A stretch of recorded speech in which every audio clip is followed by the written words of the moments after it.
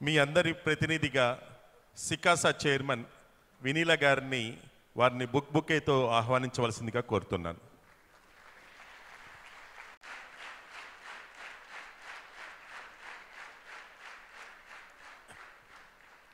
మాటలే ఆయుధాలు, జ్ఞానమే ఆయుధ శక్తి. తెలుగు సంస్కృతికి తేజోవంతన చేసిన తాత్విక ధీరుడు, కలియుగంలో కాలజ్ఞుడిగా ప్రకాశించిన మాటల యోధుడు, మనసును మార్చే శక్తి ఉన్న మాటల మాంత్రికుడు, జ్ఞానాన్ని యోగంగా మార్చినవారు, వాక్చాతుర్యంతో మార్గం చూపినవారు, జీవిత గమ్యం చెప్పే ఆచార్యులు, మహాసహస్రావధాని, ప్రవచన కిరీటి డాక్టర్ పద్మశ్రీ నరసింహారావు గారు. డాక్టర్ గరికపాటి నరసింహారావు గారు ప్రముఖ తెలుగు పండితులు, పద్మశ్రీ పురస్కార గ్రహీత మరియు ప్రపంచ ప్రఖ్యాతిగాంచిన మహాసహస్రావధాని. 1958 సెప్టెంబర్ 14న పశ్చిమ గోదావరి జిల్లా బొడ్డపాడు గ్రామంలో జన్మించిన గరికపాటి వారు తెలుగు భాషలో ఎంఏ, ఎంఫిల్, పిహెచ్డి పట్టాలు పొందారు. 1978లో ప్రవచనాలు ఆరంభించి 1992లో అవధాన రంగంలో ప్రవేశించి ఇప్పటి వరకు 325 అష్టావధానాలు, 10 శతావధానాలు, 1996లో 1116 పృచ్ఛకలతో 21 రోజులు నిర్వహించిన మహాసహస్రావధానం ద్వారా విశ్వవ్యాప్తి పొందారు. అంటే మీ అందరికీ తెలియకపోవచ్చు, అష్టావధానం అంటే 8 మంది పృచ్ఛకలతో, సహస్రావధానం అంటే 100 మంది పృచ్ఛకలతో, అట్లాగే 1116 మంది పృచ్ఛకలతో 21 రోజులు చెప్పిన మాట పొల్లు పోకుండా అందరికీ అన్ని పద్యాలు చివరి రోజున చెప్తూ ముగించే ప్రక్రియని మహాసహస్రావధానం అంటారు. సో అలాగే భక్తి టీవీలో ఆంధ్ర మహాభారతం 1818 భాగాలు, ఏబిఎన్లో నవజీవన వేదం 2000 భాగాలు వంటి కార్యక్రమాల ద్వారా ఆధ్యాత్మిక చైతన్యాన్ని మనందరిలో కలిగించారు. తెలుగు సాహిత్యానికి విశిష్టంగా సేవలందించిన గరికపాటి వారు సాగరఘోష, వ్యక్తిత్వ ద్వీపం, వైకుంఠపాలి, ఇష్టదైవం, అవధాన శతకం వంటి ఎన్నో రచనలను చేశారు. ఈ ఆధునిక కాలంలో మన సాంకేతికతను అవలంబించి యూట్యూబ్, ఫేస్బుక్, ఇన్స్టాగ్రామ్ ద్వారా మాధ్యమాలను ఉపయోగించుకుని తన ప్రవచనాలను అందుబాటులో ఉంచుకుంటూ భవిష్యత్ తరాలకు అంటే మీ అందరికీ మార్గదర్శులుగా నిలుస్తున్నారు. మీ అందరి కోసం మహాసహస్రావధాని, ప్రవచన కిరీటి, పద్మశ్రీ డాక్టర్ గరికపాటి నరసింహారావు గారిని సాదరంగా ఈ సిఏ స్టూడెంట్స్ నేషనల్ కాన్ఫరెన్స్ జయనీకి ఆహ్వానిస్తున్నాం. వారి ప్రవచనాన్ని కొనసాగించవలసిందిగా కోరుతున్నాం. హరి ఓం. 2025 సంవత్సరం మే నెల 31వ తేదీ విజయవాడలో సిఏ పరీక్షలకు తయారవుతూ ఒక మహాయుద్ధానికి సిద్ధమవుతున్న విద్యార్థులందరికీ ఉత్తేజం కలిగే విధంగా సాగుతూ ఉన్న ప్రసంగం లక్ష్యాన్ని చేరుకోవడం ఎలా అనే ప్రసంగానికి మీకు అందరికీ హృదయపూర్వకంగా స్వాగతం పలుకుతున్నాం.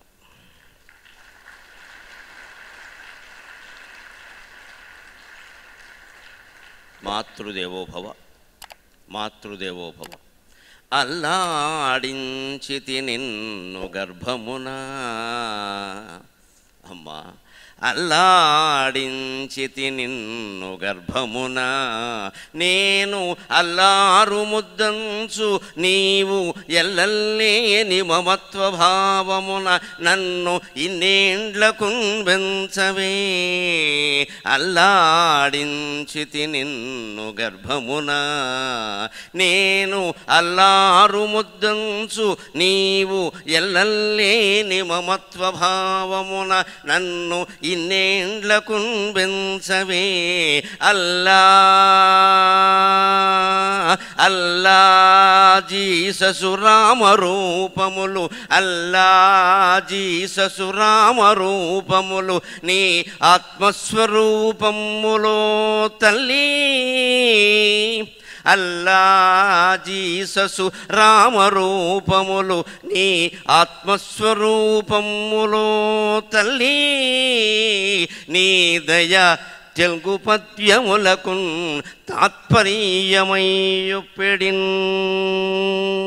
తల్లి నీ దయ తెలుగు పద్యములకు తాత్పర్యమయ్యొప్పెడిన్. నొప్పులు పడకుండా పిల్లల్ని కనడం అనేది ఇప్పుడు మీరు వింటున్నారేమో కానీ మేమెప్పుడు వినలేదు. ఏ తల్లి ఈ దేశంలోనే కాదు ప్రపంచంలో ఎక్కడ నొప్పులు పడకుండా పిల్లల్ని కనలేదు. అది పెద్ద పరీక్ష. ఆ తల్లికి పిల్లనో కనడమే లక్ష్యం, అంతే. దానికోసం ఎన్నైనా భరిస్తుంది. నేను అష్టావధానం చేసి 8 మంది పండితులు వేసిన ప్రశ్నలకి విజయవంతంగా 8 పద్యాలు చెప్పి చివర 8 పద్యాలు ఏకధాటిగా అప్పగిస్తే అదొక 2 గంటల ప్రక్రియ. ఆ మొదట అష్టావధానం చేసిన రోజున మా అమ్మ దగ్గరికి వెళ్ళి నమస్కారం చేసి, అమ్మ నేను 8 మందిని గెలిచానమ్మా అన్న. కురతనం కదా, గర్వం ఉంటుంది. ఇప్పుడు 30 ఏళ్ళ వయస్సు. అందుకని నేను 8 మంది పండితులతో పోటీ పడ్డానమ్మా, గెలిచాను అంటే, ఎందుకు గెలవరా, నేను నిన్ను కనడానికి 8 రోజులు నొప్పులు పడ్డాను అని చెప్పింది.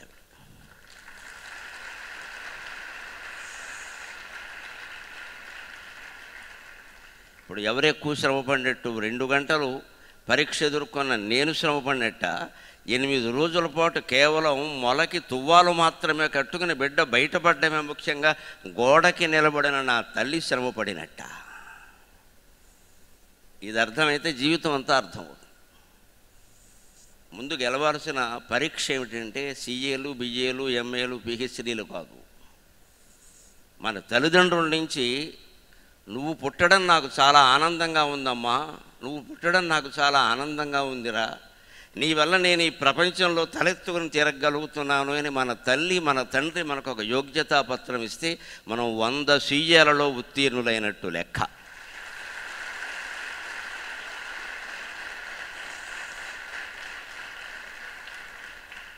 మనం ఎవరో పెద్ద పెద్ద పారిశ్రామికవేత్తలకి ఆడిటింగ్ చేయడం కాదు, మన జీవితానికి మొత్తం ఆడిటింగ్ చేసి ఫలితాన్ని ఇవ్వవలసింది తల్లి తండ్రి.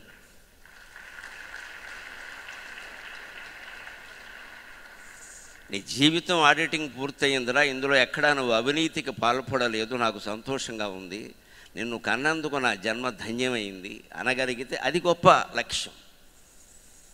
విద్యలు, పరీక్షలు, లక్ష్యాలు నిజానికి ఇవి ప్రాచీన భారతీయ సంస్కృతి పరిభాషలో మాట్లాడితే చాలా చిన్నవి.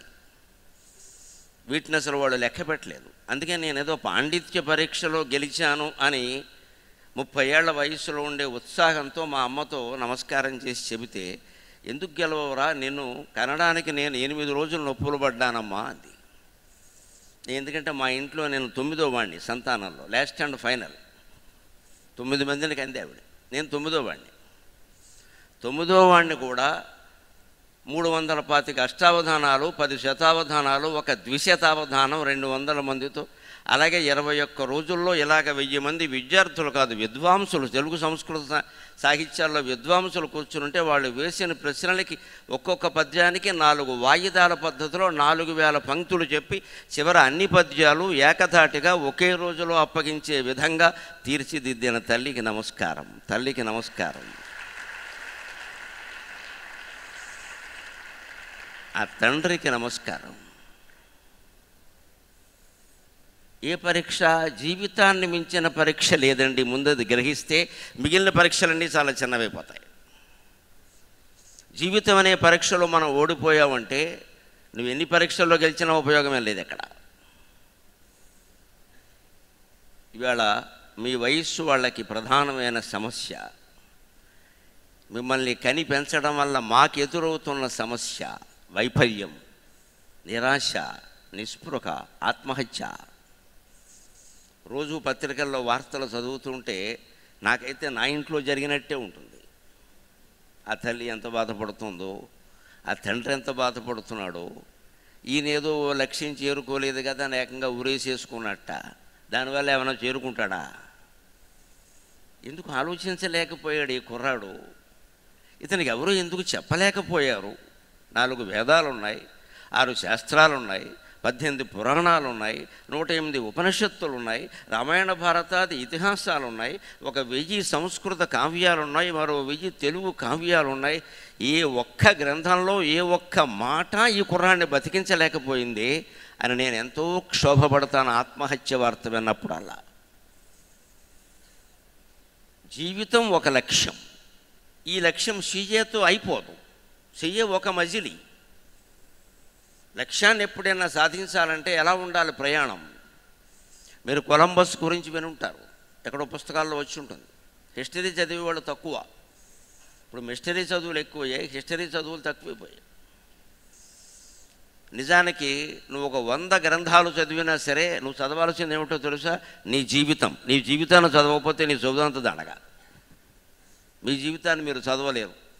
మీకు ఎవరికి 18 ఏళ్ళు 19 ఏళ్ళు మించి లేవు, కానీ మేము చదవగలం. నా వయస్సు 66. చదవడానికి చాలా జీవితం ఉంది. 66,000 పేజీలు రాయొచ్చు నా జీవితం అంతా జరిగిన ఘట్టాలు చెప్పాలంటే. 6600 పేజీలైనా రాయొచ్చు కనీసం. జయాలు, అపజయాలు, సాఫల్యాలు, వైఫల్యాలు, కన్నీళ్ళు, పన్నీరు అన్నీ రాయొచ్చు. ఎన్ని గ్రంథాలు చదివినా, ఇంగ్లీషుతో సహా ప్రపంచంలో అన్ని భాషల్లో ఉండే ఎన్ని గ్రంథాలు చదివినా నీ జీవితం నువ్వు చదవకపోతే వృధా. నీ శరీరాన్ని మించిన క్షేత్రం లేదు మిత్రమా, నీ మనస్సును మించిన పుణ్యతీర్థం లేదు, నీ జీవితాన్ని మించిన గ్రంథం లేదు, నీ అంతరాత్మను మించిన గురువు లేడు. ఇది గ్రహిస్తే చాలు, జీవితం అంతా బాగుంటుంది.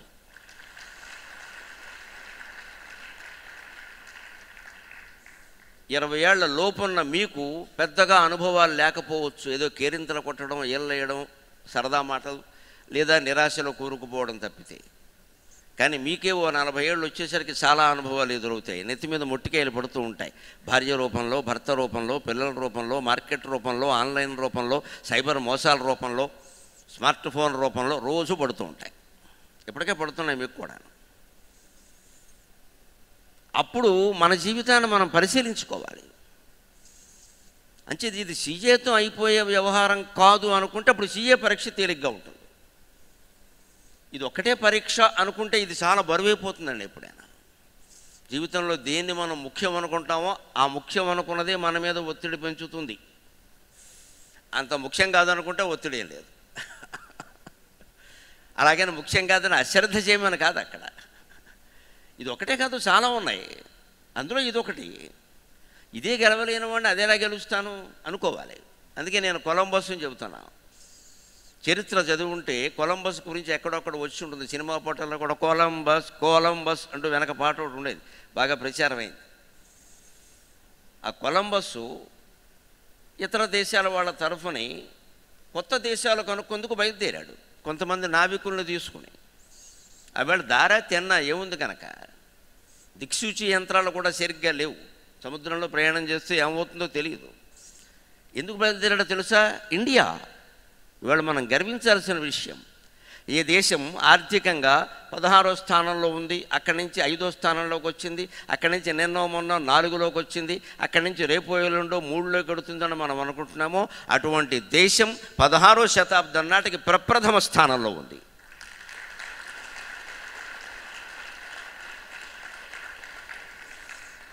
ప్రపంచంలో ఏ దేశం నా దేశంతో తొలతూగడం కాదు, నా దేశం కాలి గోళ్ళ దగ్గర కూర్చోవడానికి కూడా స్థాయి లేకుండా ఉంది. ఒక కొలంబస్, ఒక వాస్కోడి గామా, ఒక డచ్ యాత్రికులు, ఫ్రెంచ్ యాత్రికులు, మొత్తం ఇంగ్లీషు వాళ్ళు అందరూ నా దేశం కోసం పరిగెత్తిన వాళ్ళే. వీళ్ళ దౌర్భాగ్యం ఏమిటంటే అమెరికాలో ట్రంప్ విద్యార్థులకు వీసాలు ఆపేశాడు అనగానే ఇక్కడ విద్యార్థులు గుండెలాగిపోతున్నాయి. అది నా దేశం. అసలు ఏ దేశంలో వాడు ఆ దేశంలోనే పుట్టాలి, ఆ దేశంలోనే బతకాలి, ఆ దేశంలోనే చావాలి. అటువంటి రూల్ రావాలి.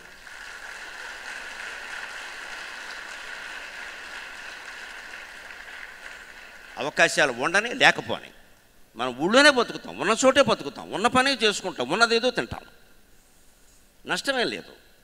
జీవితం అంతా ఇంత నిరాశలకి నిస్పృహలకి మీ తరం ఎందుకు లోనవుతున్నారంటే మీరు కాదమ్మా, దోషం మాదే. మేము మిమ్మల్ని ఉన్న చోట ఉండనియ్యం.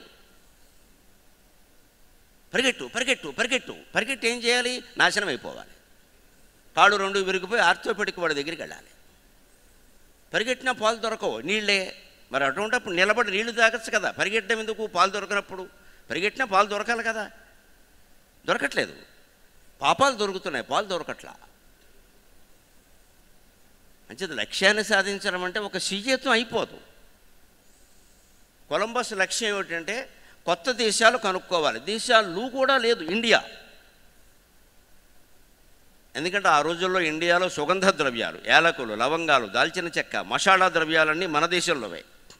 బంగారం విపరీతం, వజ్రాలు విపరీతం, నవధాన్యాలు కాదు నవరత్నాలు ఇక్కడే. ఇది నిజంగానే రత్నగర్భ. ఈ భూమికి రత్నగర్భ అని నిజంగానే రత్నగర్భ.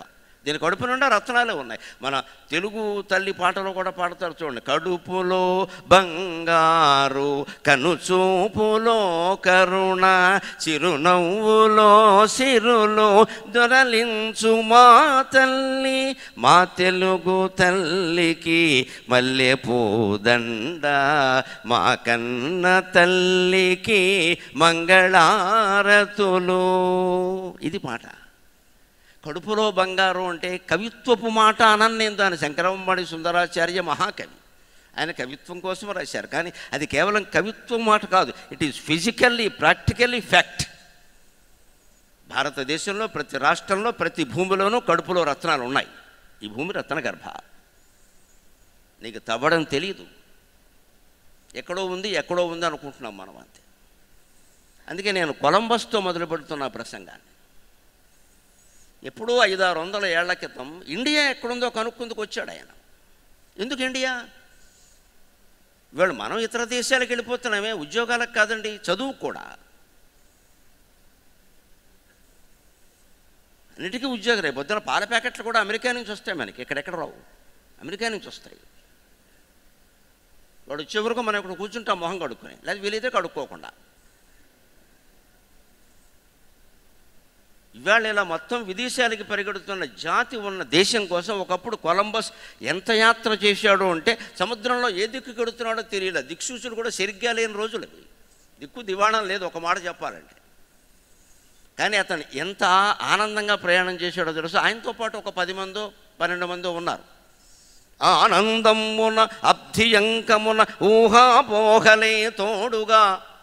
మొత్తం యావత్ ప్రపంచ చరిత్రని నేను సాగరఘోష అనే మహాకావ్యంలో 1116 పద్యాల్లో వర్ణించా. యావత్ ప్రపంచంలో జరిగిన పౌరాణిక, చారిత్రక, మత, తాత్విక, సాంఘిక, సాంస్కృతిక, వైజ్ఞానిక, సాహిత్య విశేషాలన్నింటినీ మొత్తం మన భారతీయ తత్వం, ఇండియన్ ఫిలాసఫీ నేపథ్యంలో వర్ణించే కావ్యం అది. అందులో అనేక ఘట్టాలు వస్తాయి. అమెరికా చరిత్ర, రష్యా చరిత్ర, చైనా చరిత్ర, జపాన్ జర్మన్ చరిత్ర, ఇండియా చరిత్ర, సరే రామాయణ భారత భాగవతాల దగ్గర నుంచి. అందులో కొలంబస్ గురించిన పద్యాలు ఇవి. నాకు ఆయన ఎవరో తెలియదు. నాకు ఆయన మేనత్త కొడుకు కాదు, మా మేనలుడు కాదు, నా మేనమామ అసలే కాదు. కానీ అతను సాగించిన యాత్ర నాకు ఆశ్చర్యం అనిపించి ఇతని గురించి ఒక 5-6 పద్యాలు రాయకపోతే నా కావ్యం దండగా అనుకున్నా. అంత సాహసి. ఆనందమున అబ్ధియంకమున ఊహాపోహలే తోడుగా, స్నానం వాడుచు కౌముదీసురధుని సామ్యాత్రిక శ్రేణితో, ఆ నౌకాపథగామి ఏగునెడ నాకు ఆశ్చర్యమైపోయే, ఏండ్లైనన్ పూండ్లు మలంగినన్, ఏండ్లైనన్ పూండ్లు మలంగినన్ తొలగదు ఆయాసమ్ము నైరాస్యమున్, ఏండ్లైనన్ పూండ్లు మలంగినన్ కలుగదు కలుగదు ఆయాసమ్ము నైరాస్యమున్. అతను ప్రయాణం చేసింది నేల మీద కాదు, సముద్రం మధ్యలో, అబ్ధి అంకమన. అయినా అతను అధైర్యపడ ఆనందంగా ప్రయాణం చేశాడు. అంటే ముందు నువ్వు లక్ష్యాన్ని సాధించాలంటే నీ మనస్సు ఆనందంగా ఉండాలి. దీన్ని నేను సాధించడం ఆనందం కోసం, ఉద్యోగం కోసం కాదు. మనకి ఇవాళ పట్టుకున్న పెద్ద జబ్బు అది. సీఏ అయ్యాక ఏం చేస్తాం? ఏం చెయ్యం, పేడ తీసుకుంటాం. నీకెందుకు గొడవ? ఏదో ఒకటి చెయ్యాలా ప్రతివాడు.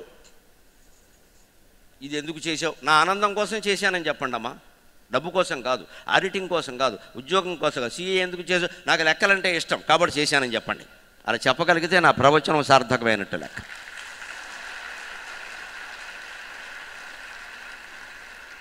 It's not for the job. ఇది ఉద్యోగం కోసం కాదు, డబ్బు కోసం. నా ఆనందం. నాకు 10th క్లాస్లో ఫస్ట్ క్లాసుకి సరిపడ మార్కులు వస్తే, ఆ రోజుల్లో ఫస్ట్ క్లాస్ చాలా ఎక్కువ, 70లో. మా నాన్నగారు బైపీసీ చేయి, ఎంపీసీ చేయి అన్నారు. నువ్వు డాక్టర్ అవ్వాలి, ఇంజనీర్ అవ్వాలని. నేను అన్నాను ఏం అవ్వను, నేను తెలుగు మాస్టర్ అవుతాను, నీకు ఇష్టమైతే చదివించు, లేకపోతే వ్యవసాయం చేసుకుంటా అని చెప్పాను.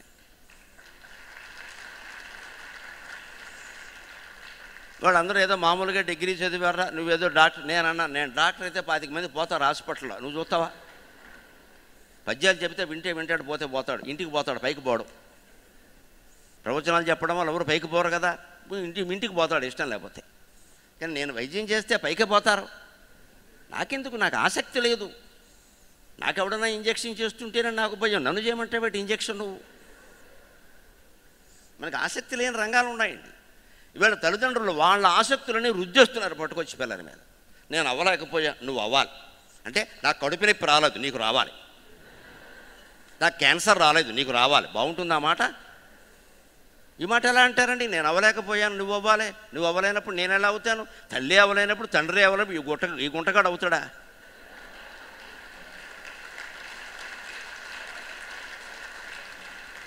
ఇది ఎక్కడ విచిత్రమైన మాట. నేను అవ్వలేకపోయాను, నువ్వు అవ్వాలి. ఎందుకు అవ్వాలి? నేను స్పష్టంగా చెప్పాను. 15 ఏళ్ళు అప్పుడు వయస్సు నాకు. 10th క్లాస్ పాస్ చేయడం ఎంత అండి?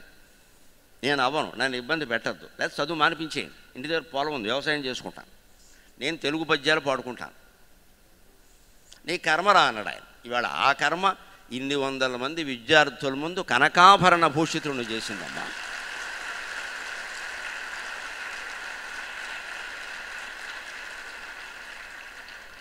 నేను ఎన్నోసార్లు నాకు పద్మశ్రీ బిరుదం సహా అనేక రకాల బిరుదులు వచ్చి అఖండమైన సన్మానాలు జరిగితే అనుకుంటాను, అన్న నీ మాట కాదని ఇంత వాడినయ్యానయ్యా, చూడ్డానికి నువ్వు లేవు కదా, చూసుంటే ఎంత సంతోషించేవాడువు, నా బిడ్డ తన ప్రతిజ్ఞ నెరవేర్చుకున్నాడని. తండ్రికి కావాల్సింది ఏమిటి? నా తండ్రికి ఏమైనా నా మీద కోపమా? ప్రేమ, అపారమైన ప్రేమ. ఆయన ప్రేమ ఏమిటంటే, మామూలుగా అందరూ చదువుకుంటూనే ఉన్నారు, మనవాడు బాగా డబ్బు సంపాదించుకోవాలి. ఏ తండ్రికైనా ఉంటుంది కొంచెం అది. అందుకే నేను బాగా డబ్బు సంపాదించుకోవాలన్న ఉద్దేశంతో తెలుగు మాస్టర్ అయితే డబ్బులు ఏమొస్తాయన్న ఉద్దేశంతో డాక్టరో యాక్టరో అవ్వమన్నాడు. కానీ నాకు నా చదువుకైనా వ్యతిరేకం కాదు. కానీ ఇవాళ నేను నిజంగానే లక్షలు సంపాదించుకున్నానయ్యా, ఇల్లు కట్టుకున్నాను, పెళ్ళాం పిల్లలతో సుఖంగా ఉన్నాను, పిల్లల్ని విద్యావంతులను చేశాను, ఉద్యోగాల్లో స్థిరపడ్డారు, పెళ్ళయింది, మనవరాలు పుట్టింది, అన్నీ బాగున్నాయి. మరి నువ్వు లేవు కదా. ఆలోచించండి అమ్మ, అన్నీ సాధించావు, నా తండ్రి నాకు తిరిగి వస్తాడా? అంటే ఆ తండ్రి కాదు, రేపు నేనైనా వెళ్ళిపోవలసిందే, ఎవరైనా వెళ్ళిపోవలసిందే. జీవితానికి లక్ష్యం ఏమిటంటే, ఒక మాట గుర్తుపెట్టుకోండి, పుట్టేటప్పుడు ఏడుస్తూ పుట్టాము, ఎవడో నవ్వుతూ పుట్టలా, మనం ఏడుస్తూ పుట్టాము. కేరం అని మన చుట్టూ ఉన్న వాళ్ళు నవ్వారు, మనం ఏడుస్తూ పుట్టాము, వాళ్ళు నవ్వారు కదా. వెళ్ళేటప్పుడు మనం నవ్వుతూ వెళ్ళిపోవాలి, వాళ్ళు ఏడుస్తూనే ఉంటారు. అది సహజం, అది లక్ష్యం. ఏడుస్తూ పుట్టినవాడు ఏడుస్తూ వెళ్ళిపోకూడదు. శ్రీకృష్ణుడు అందుకోసం భగవద్గీత చెప్పాలా, నవ్వుతూ వెళ్ళే విధానం చెప్పాడు. శ్రీకృష్ణుడు అర్జునుడిని లక్ష్యం సాధించమని చెప్పలేదు, బాణం ఏమని చెప్పాడు. లక్ష్యం గిక్ష్యం పక్కనట్టవయ్యా, బాణం ఏమయ్యా, బాణం వేయడానికి ఇంత గొడవ ఎందుకు? ఆ బాణం లక్ష్యాన్ని సాధించవచ్చు, సాధించకపోవచ్చు. ముందు బాణం వేయి. ఒక్క బాణం వేయడం కోసం ఆయనకి 700 శ్లోకాలు చెప్పాడు, 18 అధ్యాయాలు శ్మశానంలో నిలబడి చెప్పాడు. అంటే లక్ష్య సాధన అంటే ఏమిటి? ముందు ప్రయత్నం, ప్రయత్నంలో ఉండాలి ఆనందం. లక్ష్యంలో ఎప్పుడు ఆనందం ఉండదు. లక్ష్యం అయిపోయాక ఇంకేమిటి ఇంకేమిటి ఇంకేమిటి ఇంకేమిటి గడిదుగుడ్డు, ప్రతిదానికి ఇంకేమిటి. నేను అష్టావధానం చేశాక మరి శతావధానం చేయాలన్నారు, అది చేశాను. తర్వాత సహస్రావధానం చేయాలి, అది చేశాను. ఇంకా ఏం భోజనం చేయమన్నారు, ఇంకేముంది చేయడానికి? అవధానంలో అది శిఖరం, ఇంకేం లేదు. ఇక్కడ ఓ శిఖరం చేరుకున్నామండి, ఎవరెస్ట్ శిఖరం ఎక్కడ నా లక్ష్యం అన్నాడు, ఎక్కాడు. ఎక్కిన తర్వాత ఏం చేస్తాడు? అక్కడ ఆంధ్రప్రదేశ్ జెండా, భారతదేశం జెండా ఒకటి పాతుతాడు, కిందకు వస్తాడు ఆయాసపడి. ఇంతేనా? ప్రభుత్వం వాళ్ళు వాడికి 1,00,000 రూపాయలు ఇస్తారు. తర్వాత ఏం ఎక్కుతావు? మొక్కలపేట ఎక్కాలి, మంచం ఎక్కాలి, శోభన మంచం ఎక్కాలి. ఇంకేం ఎక్కుతావు? ఎన్ని ఎవరెస్ట్ పేటాలు ఎక్కినా పెళ్లి మంచం ఎక్కక తప్పదు కదా, పిల్లల్ని కనుక తప్పదు కదా, వాళ్ళు నేను ఎత్తిమే ఎక్కక తప్పదు కదా. వాళ్ళు ఏమనుకుంటారు పిల్లలు, ఎవరెస్ట్ శిఖరం మా నాన్న ఎక్కాడు, వాడిని ఎత్తి మీద నేను ఎక్కా అంటాడు. ఇప్పుడు ఎవడు గొప్ప? వాడే గొప్ప. మంచిది. ఎవరెస్ట్ శిఖరం ఎక్కడాలు, పాతాళంలో దూకడాలు, ఇవన్నీ లక్ష్యాలు కావు. ఇక్కడ ఏడుస్తూ పుట్టావు, నవ్వుతూ వెళ్ళిపోతున్నావా లేదా? అందుకు అవసరమైన మెట్లు వేసుకున్నావా లేదా? అందుకు అవసరమైన దారి తయారు చేసుకున్నావా లేదా? నవ్వుతూ వెళ్ళిపోవాలి. మన చుట్టూ ఉన్నవాళ్ళు బాధపడతారు సహజం. ఎందుకని ఇప్పుడు పడతారు? మన వల్ల వాళ్ళకి జరిగే మేలు ఆగిపోతుంది. అంటే మన లోకానికి మేలు చెయ్యాలి. అయ్యో ఇలాంటి వాడు మళ్ళీ పుట్టడే, ఇలాంటి తల్లి మళ్ళీ పుట్టదే, 10 మందికి పెట్టే చెయ్యి పోయిందే అని వాళ్ళు బాధపడాలి. అది జీవితానికి ప్రధాన లక్ష్యం. అందుకోసం డబ్బు అవసరమే, ఉద్యోగాలు అవసరమే, అన్నీ అవసరమే. అందుకని కొలంబస్ ఎందుకంత దీర్ఘ ప్రయాణం, కఠిన ప్రయాణం చేయగలిగాడంటే ఆనందం.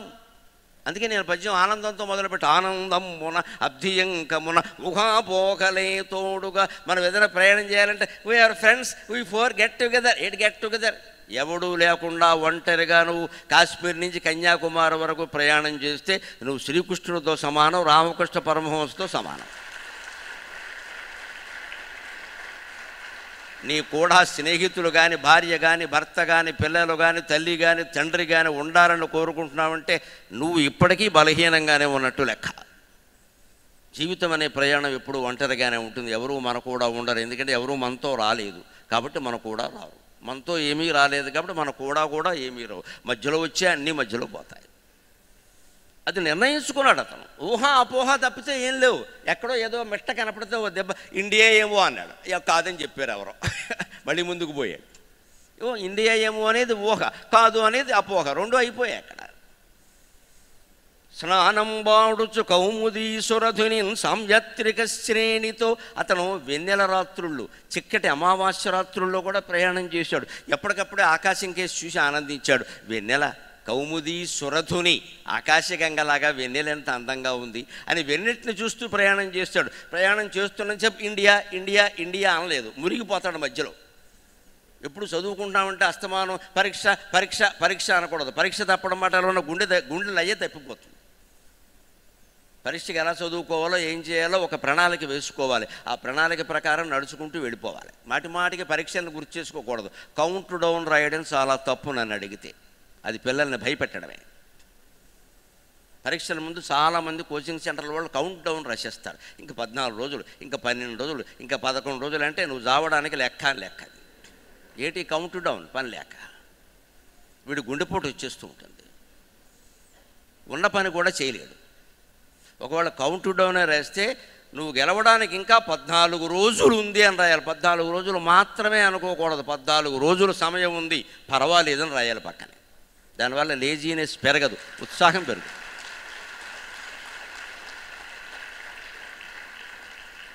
అంటే నీకు ఇంకా అవకాశం ఉందయ్యా 14 రోజులు. ఇవి మనస్సును తేలిక చేస్తాయి. అప్పుడు పోటీకి తట్టుకునేలా చేస్తాయి. ఒక పోటీకి తట్టుకోవాలంటే మనస్సు తేలిక అవ్వాలి. ఈ జీవితమే అశాశ్వతం, ఇందులో ఇదొకటి. కానీ ఏదో జరుగుతుంది, మనం చేసేది మనం చేస్తాం. సాధించి తీరాలని ఎప్పుడైతే పట్టుదలకి పోయామో అది సాధించలేకపోయేసరికి సీలింగ్ ఫ్యానాయ విద్మహే సున్నీ కంఠాయ ధీమహి తన్నో మృత్యు ప్రచోదయాత్. అదే ఆత్మహత్య.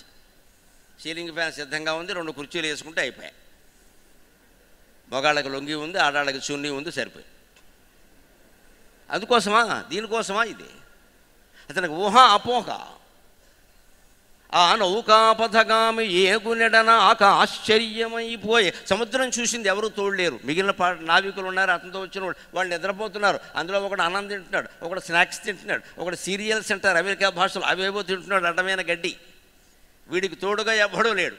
సముద్రమే తోడు. సముద్రం అనుకుందట ఇంతకాలం ఇంతమంది తిరగడం చూశాను కానీ ఎంత ఏకైక లక్ష్యంతో తిరుగుతున్నవాడిని నేను చూస్తున్నాను రా, నాకు ఆనందంగా ఉందిరా, తిరగరా అని సముద్రం కొలంబస్ని ఆశీర్వదించింది. అందుకని అతను లక్ష్యాన్ని సాధించగలిగాడు.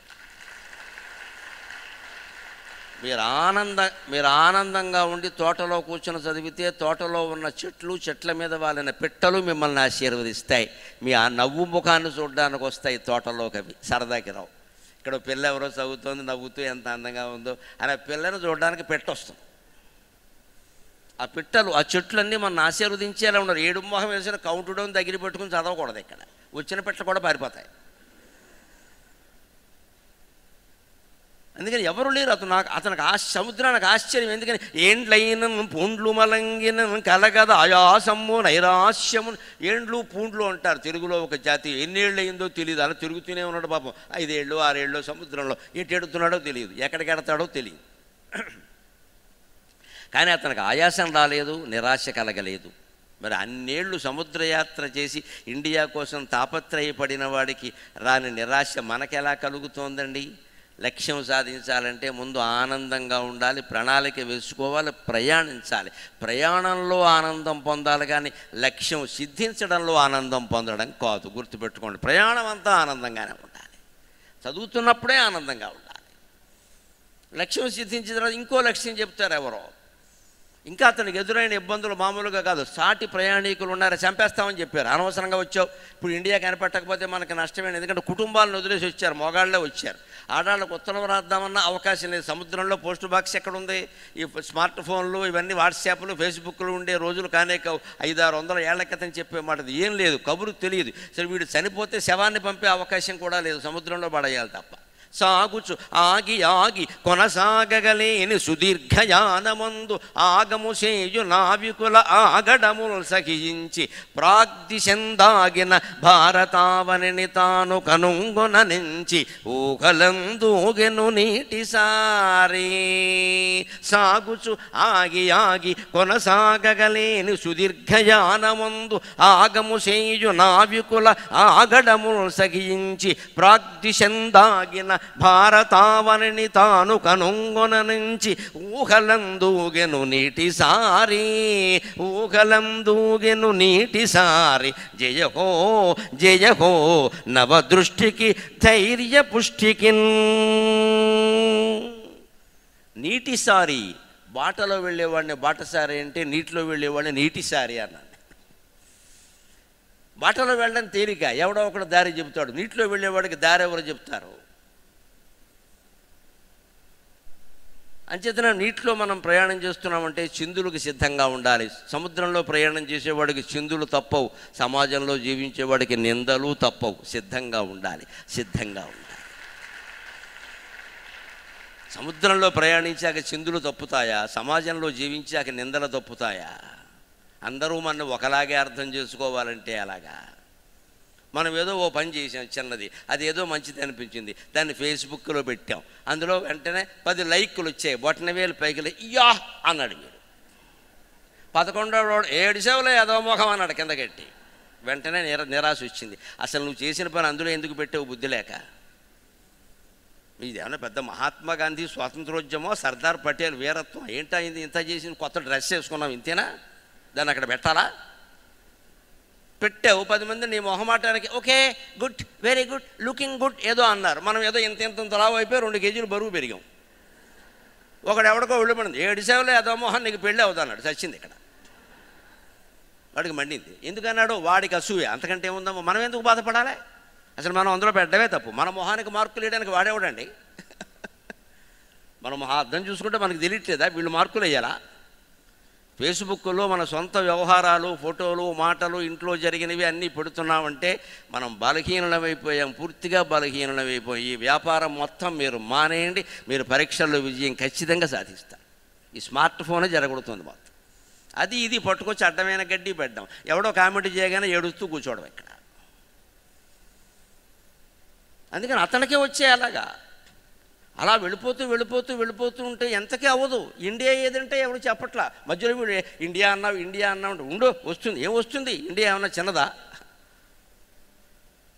అందుకని వాళ్ళు గొడవ చేశారు. ఆగడములు సహించి వాళ్ళు వెళ్ళిపోదాం, ఇంటికి వెళ్ళిపోదాం, వెనక్కి వెళ్ళిపోదాం, బతుకుంటే చాలు, ఇండియా కనుక్కోకపోయినా పర్వాలేదు, ఏలకులు, లవంగాలు, దాల్చిన చెక్క, మసాలా ఏం అక్కర్లేదు, బో, బంగారం వద్దు, రత్నాలు వద్దు, ప్రాణాలు ఉంటే అని వీడి ప్రాణాలు తిన్నారు. వాడు ఎందుకు వచ్చాం? సాధించాలి లక్ష్యం. ఆ రకమైన పట్టుదల ఉండాలమ్మా. సిఏ ఫౌండేషన్ కోర్సు ముగించుకుని, ఇంటర్ ముగించుకుని, డిగ్రీ కూడా అదే సమయంలో సాధించుకుంటూ, ఫైనల్స్ ముగించుకుని సుమారుగా 5 ఏళ్ల పాటు ఈ శిక్షణ కొనసాగించాలి అంటే ఎట్టి పరిస్థితుల్లోనూ దాన్ని సాధించాలి. సాధించడంలోనే మనకు ఆనందం ఉందనే మాట ఉండాలి మనసు.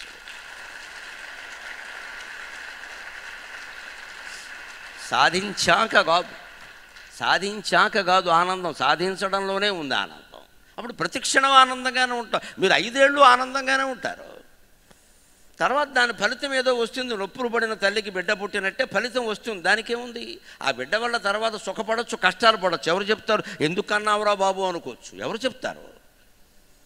అంత పరీక్ష అయిపోగానే ఏమైపోలేదండి ఇక్కడ.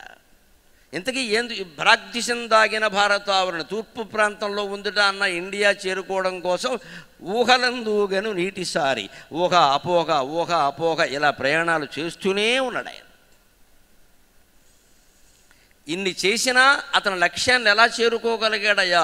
ఎందుకోసం అతను లక్ష్యాన్ని సాధించగలిగాడయ్యా? చివరికి ఇంతకీ సాధించింది కనపడింది ఇండియా అయినా అదో పెద్ద సమస్య. కష్టపడి ఏదో దేశం కనిపెట్టాడు, ఓ దెబ్బ, ఓ దీవి.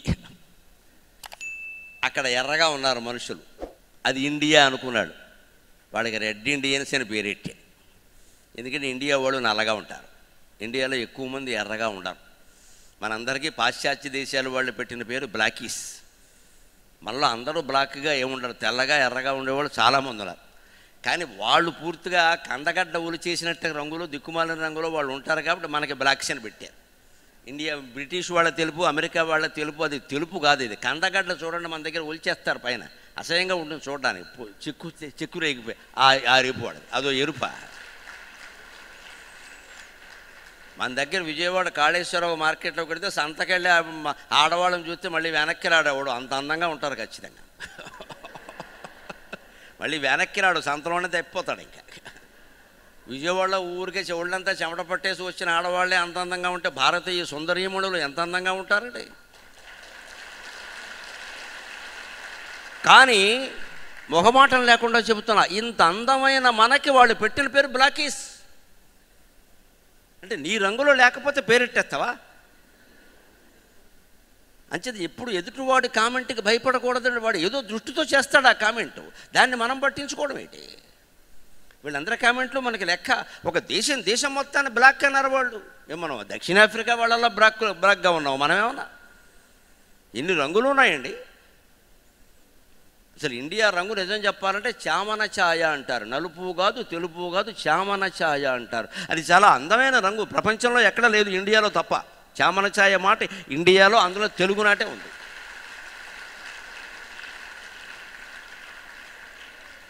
అదొక అందమైన పేరు, తెలుగు మాట చామన ఛాయ. సంస్కృతం కూడా కాదు ఇది. పెళ్లి కూతురు ఎలా ఉంది అంటే ఎర్రగా తెల్లగా ఉంటే చెబుతారు, కానీ చెప్పకుండా బాగుండదని.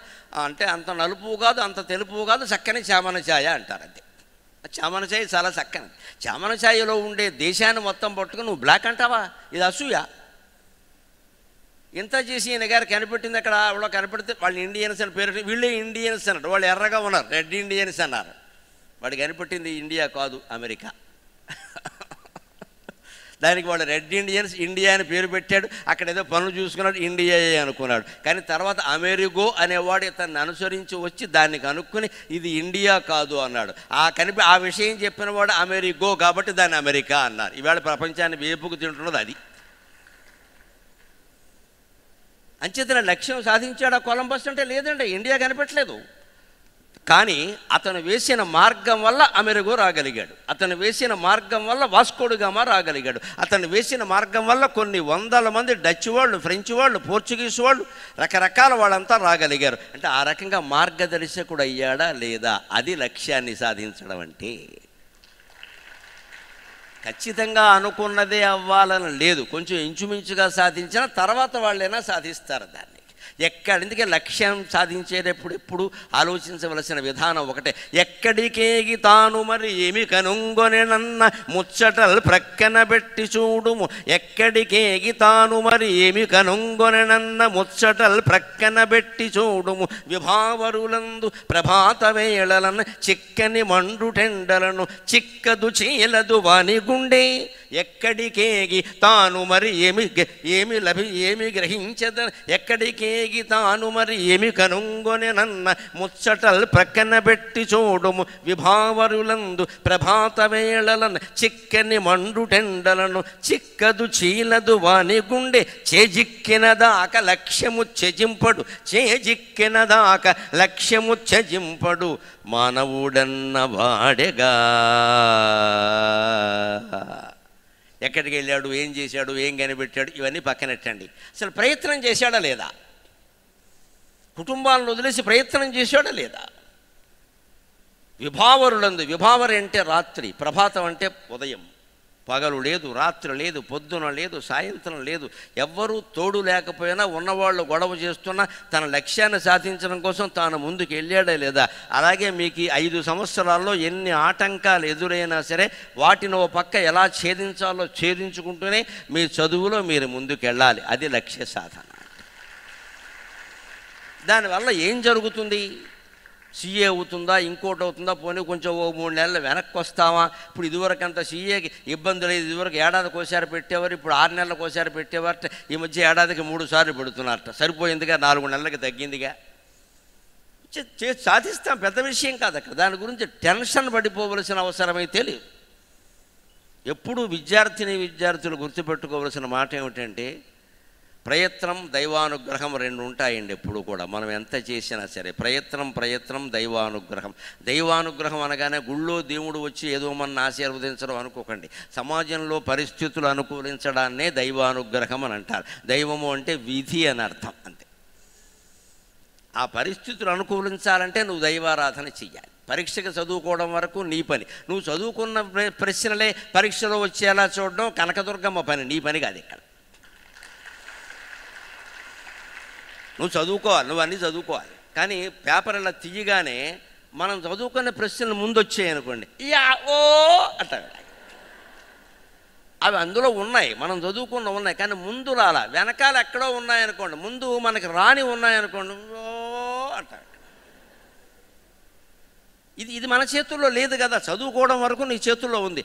ఆ ప్రశ్నలు అందులోకి రావడం ఎవరి చేతుల్లో ఉంది? బెజవాడ కనకదుర్గమ్మ చేతుల్లో ఉంది. అందుకని ఆవిడకి దండం పెట్టుకుని వెళ్ళాలి. భగవంతుడికి నమస్కారం చేసుకోవడం ఎందుకంటే మనశ్శాంతికి, ఒక ధైర్యం కలగడానికి. అంతే. సర్వత్రా నిండి ఉన్న శక్తి భగవంతుడు అంటే ఏమిటి? సర్వత్రా నిండి ఉన్న శక్తి. ఆ శక్తే మనలో కూడా ఉంది. మనలో ఇంత ఉంది, విశ్వమంతా అంత ఉంది. ఇంత ఉన్న శక్తి, అంత ఉన్న శక్తిని ప్రార్థిస్తే లొంగుతుందా? ఇంత ఉండే చంటి బిడ్డ ఏడవగానే 6 మైళ్ళ దూరంలో ఉన్న తల్లి పెరిగెత్తుకు రావట్లేదమ్మా. కనకదుర్గమ్మ కూడా అంతే.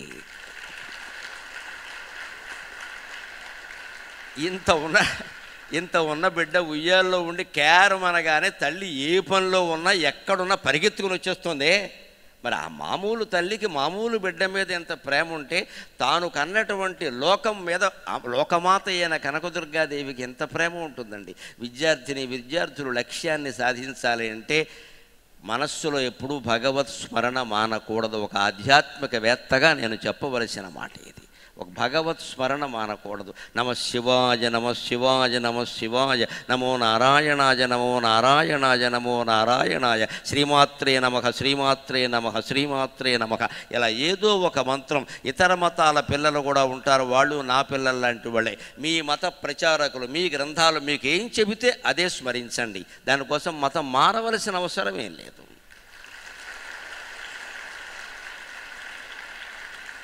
అందుకే నేను విద్యార్థుల సభ అని తెలుసు, అందరూ ఉంటారని తెలిసి, అందరూ నా పిల్లలు లాంటి వాళ్ళు కాబట్టి నేను మొదట మా అమ్మ ప్రార్థనలోనే అల్లా జీససు రామ రూపములు నీ ఆత్మస్వరూపములో తల్లి నీ దయ తెలుగు పద్యములకు తాత్పర్యమై ఒప్పెడిన్.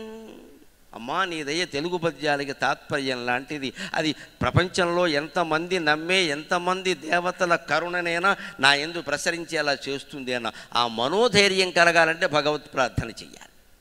దానికి ఒక సమయం కేటాయించుకోవాలి. మనశ్శాంతిగా హాయిగా ఉంటుంది. అంచేది ఎప్పుడు దేంట్లో అన్నట్టు ఒక మాట లెక్క, ప్రయత్నం చేస్తే కానీ ఏదీ జరగదు అని అంటారు. నిజమే, ప్రయత్నం చేస్తే వచ్చేస్తుంది ఏదైనా అంటారు, అది అర్ధసత్యం. ప్రయత్నం చేసినంతనే అన్నీ వచ్చేస్తాయి అనుకోవడం అర్ధసత్యం. కానీ ప్రయత్నం చేస్తే కానీ ఏదీ రాదు అనడం పూర్ణ సత్యం. ఖచ్చితంగా ప్రయత్నం చేస్తే కానీ ఏదీ రాదు, కానీ ప్రయత్నంతో వచ్చేస్తుందని నేను చెప్పలేను ఇక్కడ. అంచేది వచ్చేస్తుంది దానికోసం తలుపులు తెరుచు కూర్చోద్దు. ఇక్కడ ఒత్తిడి వస్తుంది, కడుపు నొప్పి వస్తుంది, కాలు నొప్పి వస్తుంది, తలనొప్పి వస్తుంది, రాదు, లక్ష్యం రాదు. దానికి కొంత అదృష్టం కూడా కలిసి రావాలి. అదృష్టం అనగానే ఏదో అనుకోకండి, దృష్టము కానిది అదృష్టం. ఎప్పుడూ ఒక పని జరగడానికి కనిపించే కారణాలు కొన్ని ఉంటాయి, కనిపించని కారణాలు కొన్ని ఉంటాయి. కనిపించని కారణాలు నీ చేతుల్లో ఉంటాయా? ఆ కనిపించని కారణాలు కూడా మనకి సహకరించాలి అంటే భగవత్ ప్రార్థన చెయ్యాలి. కానీ దాని మీదే ఆధారపడద్దు. అదృష్టం కంటే ఎప్పుడూ ప్రయత్నమే గొప్పది. అదృష్టం కలిసి వచ్చి బాగుపడిన వాళ్ళు 100కి 5 ఉండొచ్చు, కానీ 100కి 95 మంది ప్రయత్నం వల్ల బాగుపడిన వాళ్ళే ఉన్నారు. ఖచ్చితంగా ఉన్నారు. కొన్ని పరిస్థితులు కలిసి వచ్చి కొంతమంది ఓవర్ నైట్ రాత్రికి రాత్రే కోటీశ్వరులు అయిపోతూ ఉంటారు, బిజినెస్లు చేస్తారు. వాళ్ళు రాత్రికి రాత్రే మళ్ళీ పేదవాళ్ళు అవుతారు. పెద్ద విషయం కాదు ఇక్కడ. కానీ నువ్వు కష్టపడి కట్టుకున్న మేడ నిలబడుతుంది. కష్టపడకుండా మేడ కట్టచ్చండి. పేక మేడలను కడతారు, పేక మొక్కలతో మేడ కడతారు. పెద్ద కష్టమక్కల, కాస్త జాగ్రత్త ఉంటే చాలా కట్టేయచ్చు. 12 అంతస్తులు కట్టేయచ్చు. కానీ ఎంతసేపు ఉంటుంది? ఉఫ్ఫను ఊదే వరకు ఉంటుంది అంతే. కష్టపడకుండా వచ్చింది ఏదైనా అంతే. అదే కష్టపడి దానికి వాడవలసిన సిమెంటు, ఇటక, లెక్క, ఇంజనీర్లు, ప్రణాళిక, వ్యవహారం అన్ని పునాది నుంచి బ్రహ్మాండంగా వేసి కట్టామనుకో ఉంటుంది. ఎన్ని తుఫాన్లు వచ్చినా ఉంటుంది. జీవితము అంతే. నువ్వు కష్టపడి నిర్మాణం చేసుకో. అదృష్టం మీద ఆధారపడాలంటే ఎంతవరకు? 5%. 100కి 5 ఉంటే ఉండొచ్చు. 95 మంది కష్టపడి పైకి వచ్చిన వాళ్ళేనండి లోకంలో. ఎవరి చరిత్రనే మీరు చూడండి. అదృష్టం అంటే ఎలాగా? ఆ అదృష్టం కూడా ఎలా వరిస్తుంది తెలుసా? కష్టపడితేనే వరిస్తుంది. కూర్చుని మాట్లాడితే అదృష్టాలు వరించవు ఎవరిని కూడా.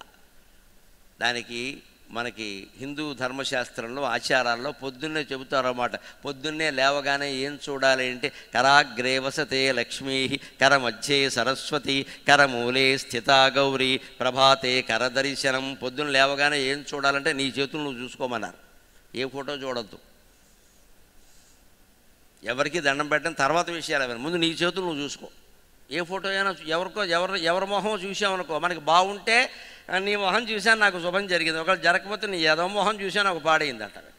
ఆ మొహం చూడడానికి పాడవడానికి సంబంధం ఏంటి? ఇది పిచ్చి నమ్మకం కాకపోతే. అందుకే మన శాస్త్రంలో ఏం చెప్పారంటే, ఎవరిని తిట్టే పని లేకుండా, ఎవరిని పొగిడే పని లేకుండా నీ మొహం నువ్వు చూసుకో, నీ చేతులు నువ్వు చూసుకోవాలి. కరాగ్రే వసతే లక్ష్మీకి. ఈ చేతి చివర గోళ్లల్లో లక్ష్మీదేవి ఉంటుంది. ఎక్కడ లేదే. గోళ్లలో లక్ష్మీదేవి ఎక్కడుందండి? గోళ్ళు ఉన్నాయి ఇంత పొడుగుని. వాటి గోళ్ళకి రంగులు కూడా ఉన్నాయి. ఉంటుంది. కష్టపడితే లక్ష్మీదేవి వస్తుంది. దాని సందర్భం అది. లక్ష్మీదేవి వచ్చి విష్ణుమూర్తిని వదిలిపెట్టి నీ గోళ్ళ మీద కూర్చునే కర్మ ఆవిడకి ఏం లేదు ఇక్కడ. నువ్వు కష్టపడితే డబ్బులు వస్తాయి అంటే అర్థం ఏంటి? కష్టం దేంతో పడతాం గమనించండి. చేతులతోనే పడతారు. సంపాదన గురించి ఏమంటారు తెలుగులో? ఆయనకేంటి 2 చేతులా సంపాదిస్తున్నాడు అంటారు. 2 ఉద్యోగాలు చేస్తే 4 చేతులా సంపాదిస్తున్నారు అంటారు. అంతేగా 4 కాళ్ళ సంపాదిస్తున్నారు, 4 మోకాళ్ళతో సంపాదిస్తున్నారు, 2 చెవులతో సంపాదిస్తున్నారు, 2 ముక్కులతో. ఎవడు అనడం? మరి కేవలం చేతులుండి ముక్కు, నోళ్ళు, కాళ్ళు లేకుండా సంపాదన కుదురుతుందా? అయినా సంపాదన అంటే చేతులు. ఆ చేతుల్లో కూడా ఎక్కడ ఎక్కువ ఒత్తిడి ఉంటుందండి? ఇక్కడి నుంచి ఇక్కడ వరకు ఎక్కువ ఉండదు ఒత్తిడి. అరిచేతుల మీదే ఉంటుంది పని అంతా. ఆ అరిచేతుల్లో కూడా ప్రధాన భాగాలు ఏమిటో తెలుసా? వేళ్ళు. వేళ్లలో కూడా చివరి భాగాలు. ఏ వస్తువు ముట్టుకోవాలన్నా ఇలా ముట్టుకుంటాం, అంతేగాని ఇలా ముట్టుకోం చేతులు లేని వాళ్ళగా. ఈ మైకు కదపాలంటే ఇలా కదుపుతాం, కానీ ఇలా కదుపుతామా? చేతులు ఏమనుకుంటారు? అంచేత అరచేతుల చివరల్లోనే శ్రమ పడతాం. దాంతోనే మనకి డబ్బు వస్తుంది. అందుకని చేతుల చివర లక్ష్మీదేవి ఉంది అన్నారు. Hindu religion is most scientific. ప్రతిదీ శాస్త్రీయమైన విషయం ఉంటుంది ఇక్కడ. ఇందులో గుడ్డి నమ్మకాలకు అవకాశం లేదు. లక్ష్మీదేవి ఉంటుందంటే లక్ష్మీదేవి బొమ్మ ఉంటుంది, నువ్వు దానికి పశుప్రాయమని కాదు. అక్కడ నువ్వు కష్టపడి డబ్బులు వస్తాయి.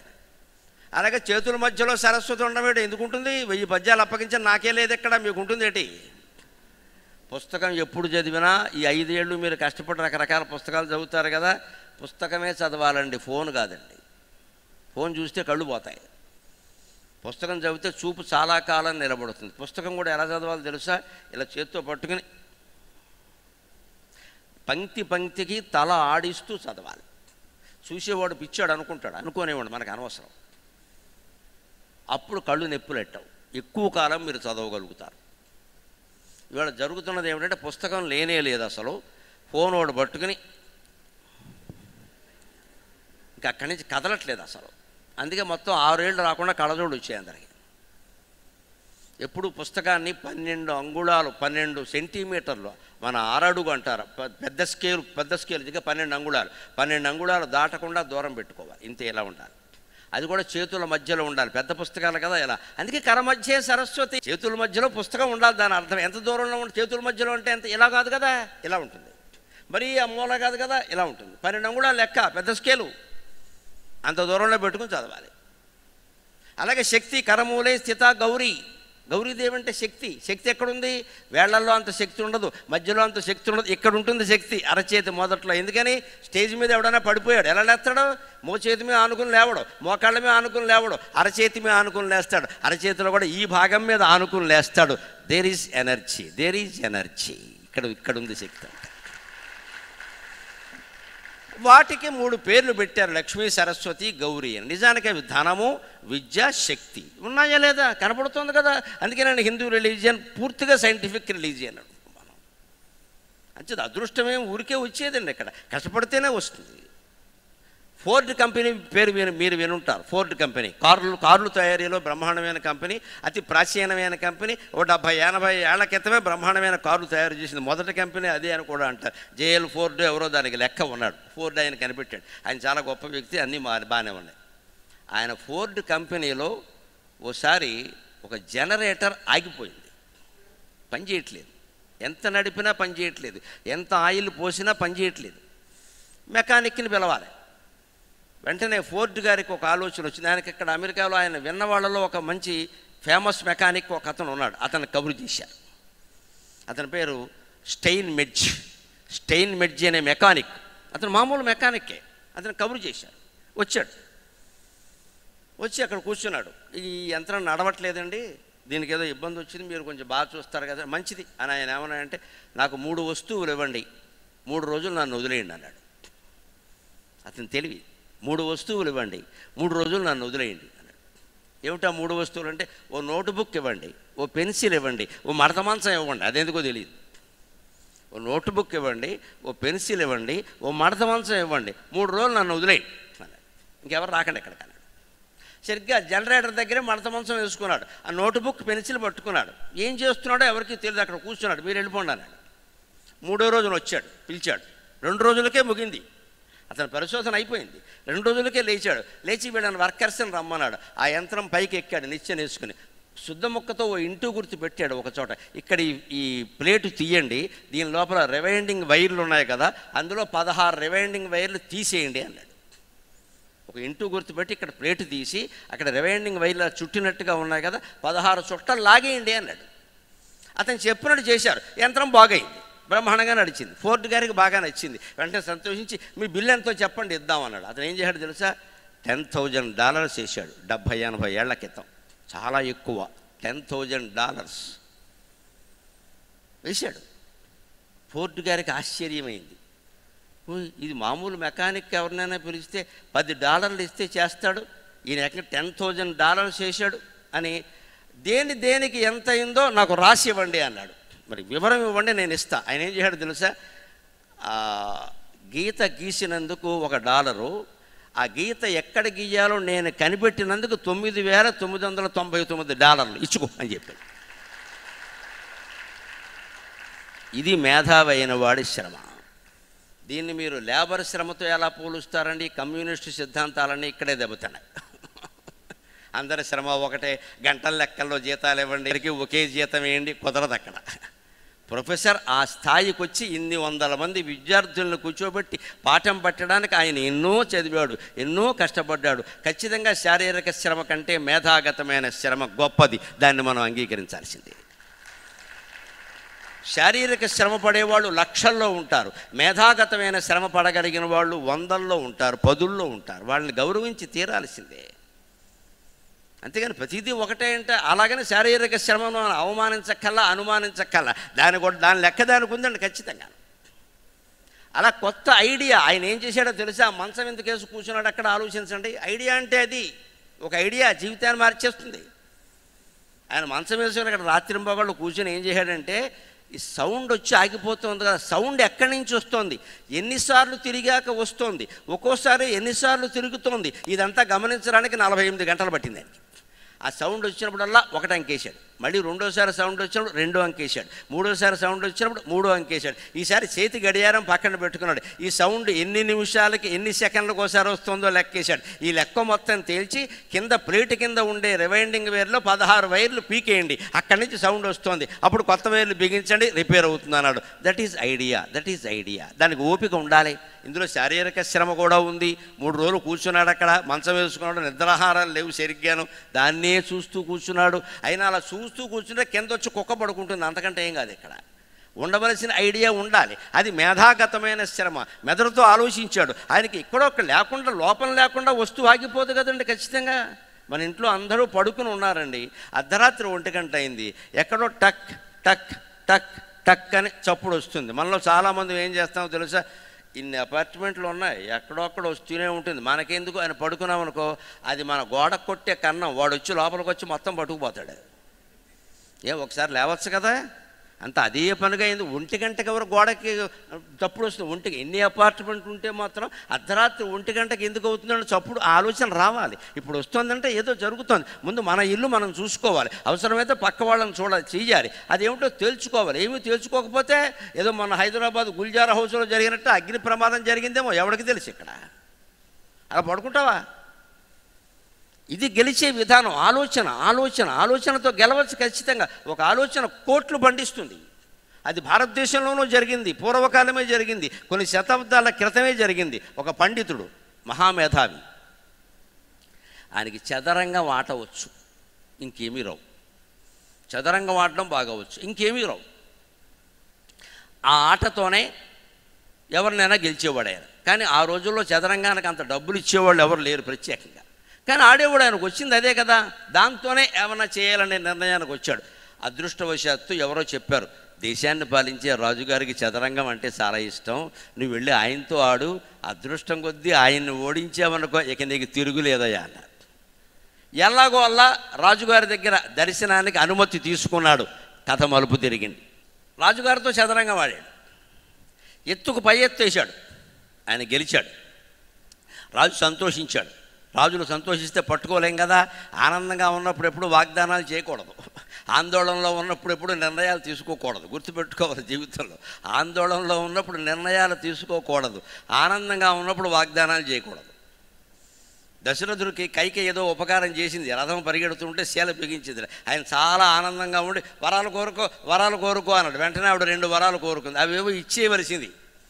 అవేవి ఇచ్చేస్తే ఏముంది, ఫలానా శారీ షోరూంలో 2 శారీలు కావాలని అడుగుతారు, 2 నగలు కావాలని అడుగుతారు, అయిపోయాయి. ఈయన తిన్నగా ఉండక ఏమన్నాడు, కోరుకోమంటే ఆవిడేమంది తెలివిగా, ఆవిడకి అప్పుడేం తోచలా, అందుకని అవసరమైనప్పుడు కోరుకుంటానంది. తర్వాత కోరుకుంది, కొంపలు అంటుకుపోయాయి.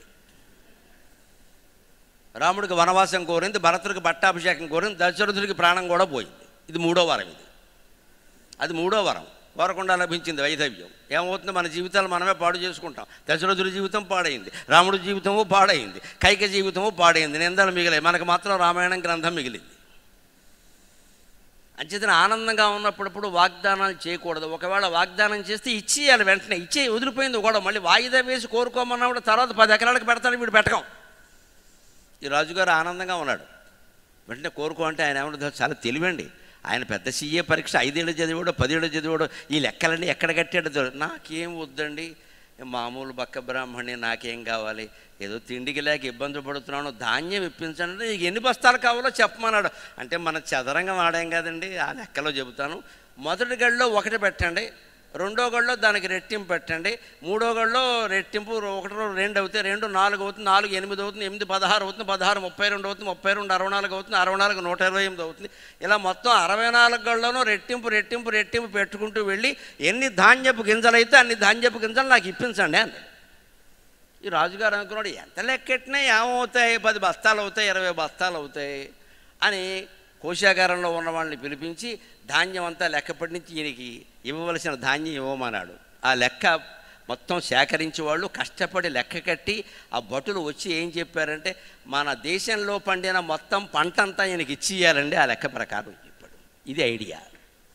దేశంలో ఈ సంవత్సరం ఎంత పంట పండిందో అంతా ఇచ్చేయాలండి. ధాన్యపు గింజలేనండి మేము చెబుతున్నది, బస్తాలు కాదు. బస్తాలు అయితే పక్క రాజ్యం నుంచి కూడా పట్టుకురావాలండి.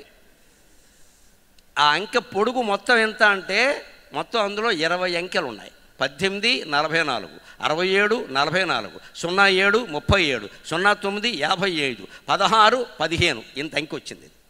20 అంకెలు ఉన్నాయి, 20 డిజిట్స్. దాన్ని ఒకట్లు వందలు పదులు వేలు లక్షలను కూడితే 10 లక్షల కోట్ల కోట్లు. 10 లక్షల కోట్ల కోట్లు. నీ వల్ల కాదు, లెక్కడం వల్ల కాదు, ముందు డబ్బులు ఇవ్వడం ఎలా ఉన్నా అంత అడిగాడు. అప్పుడు తెలివిగా రాజులకు లేని తెలివి మంత్రికి ఉండేది.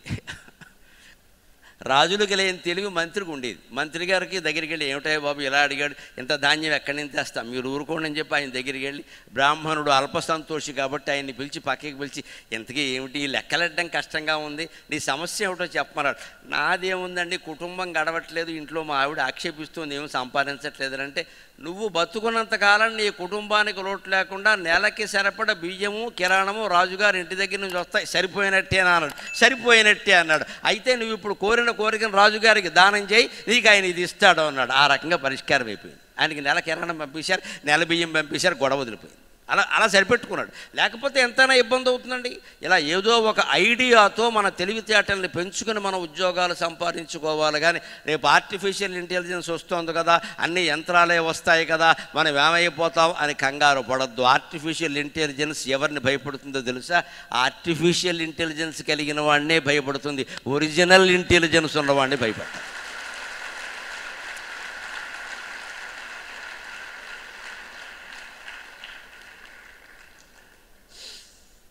మేము చేసిన సహస్రావధానం కానీ, నాతో పాటు 6 సహస్రావధానాలు ఉన్నారు దేశంలో.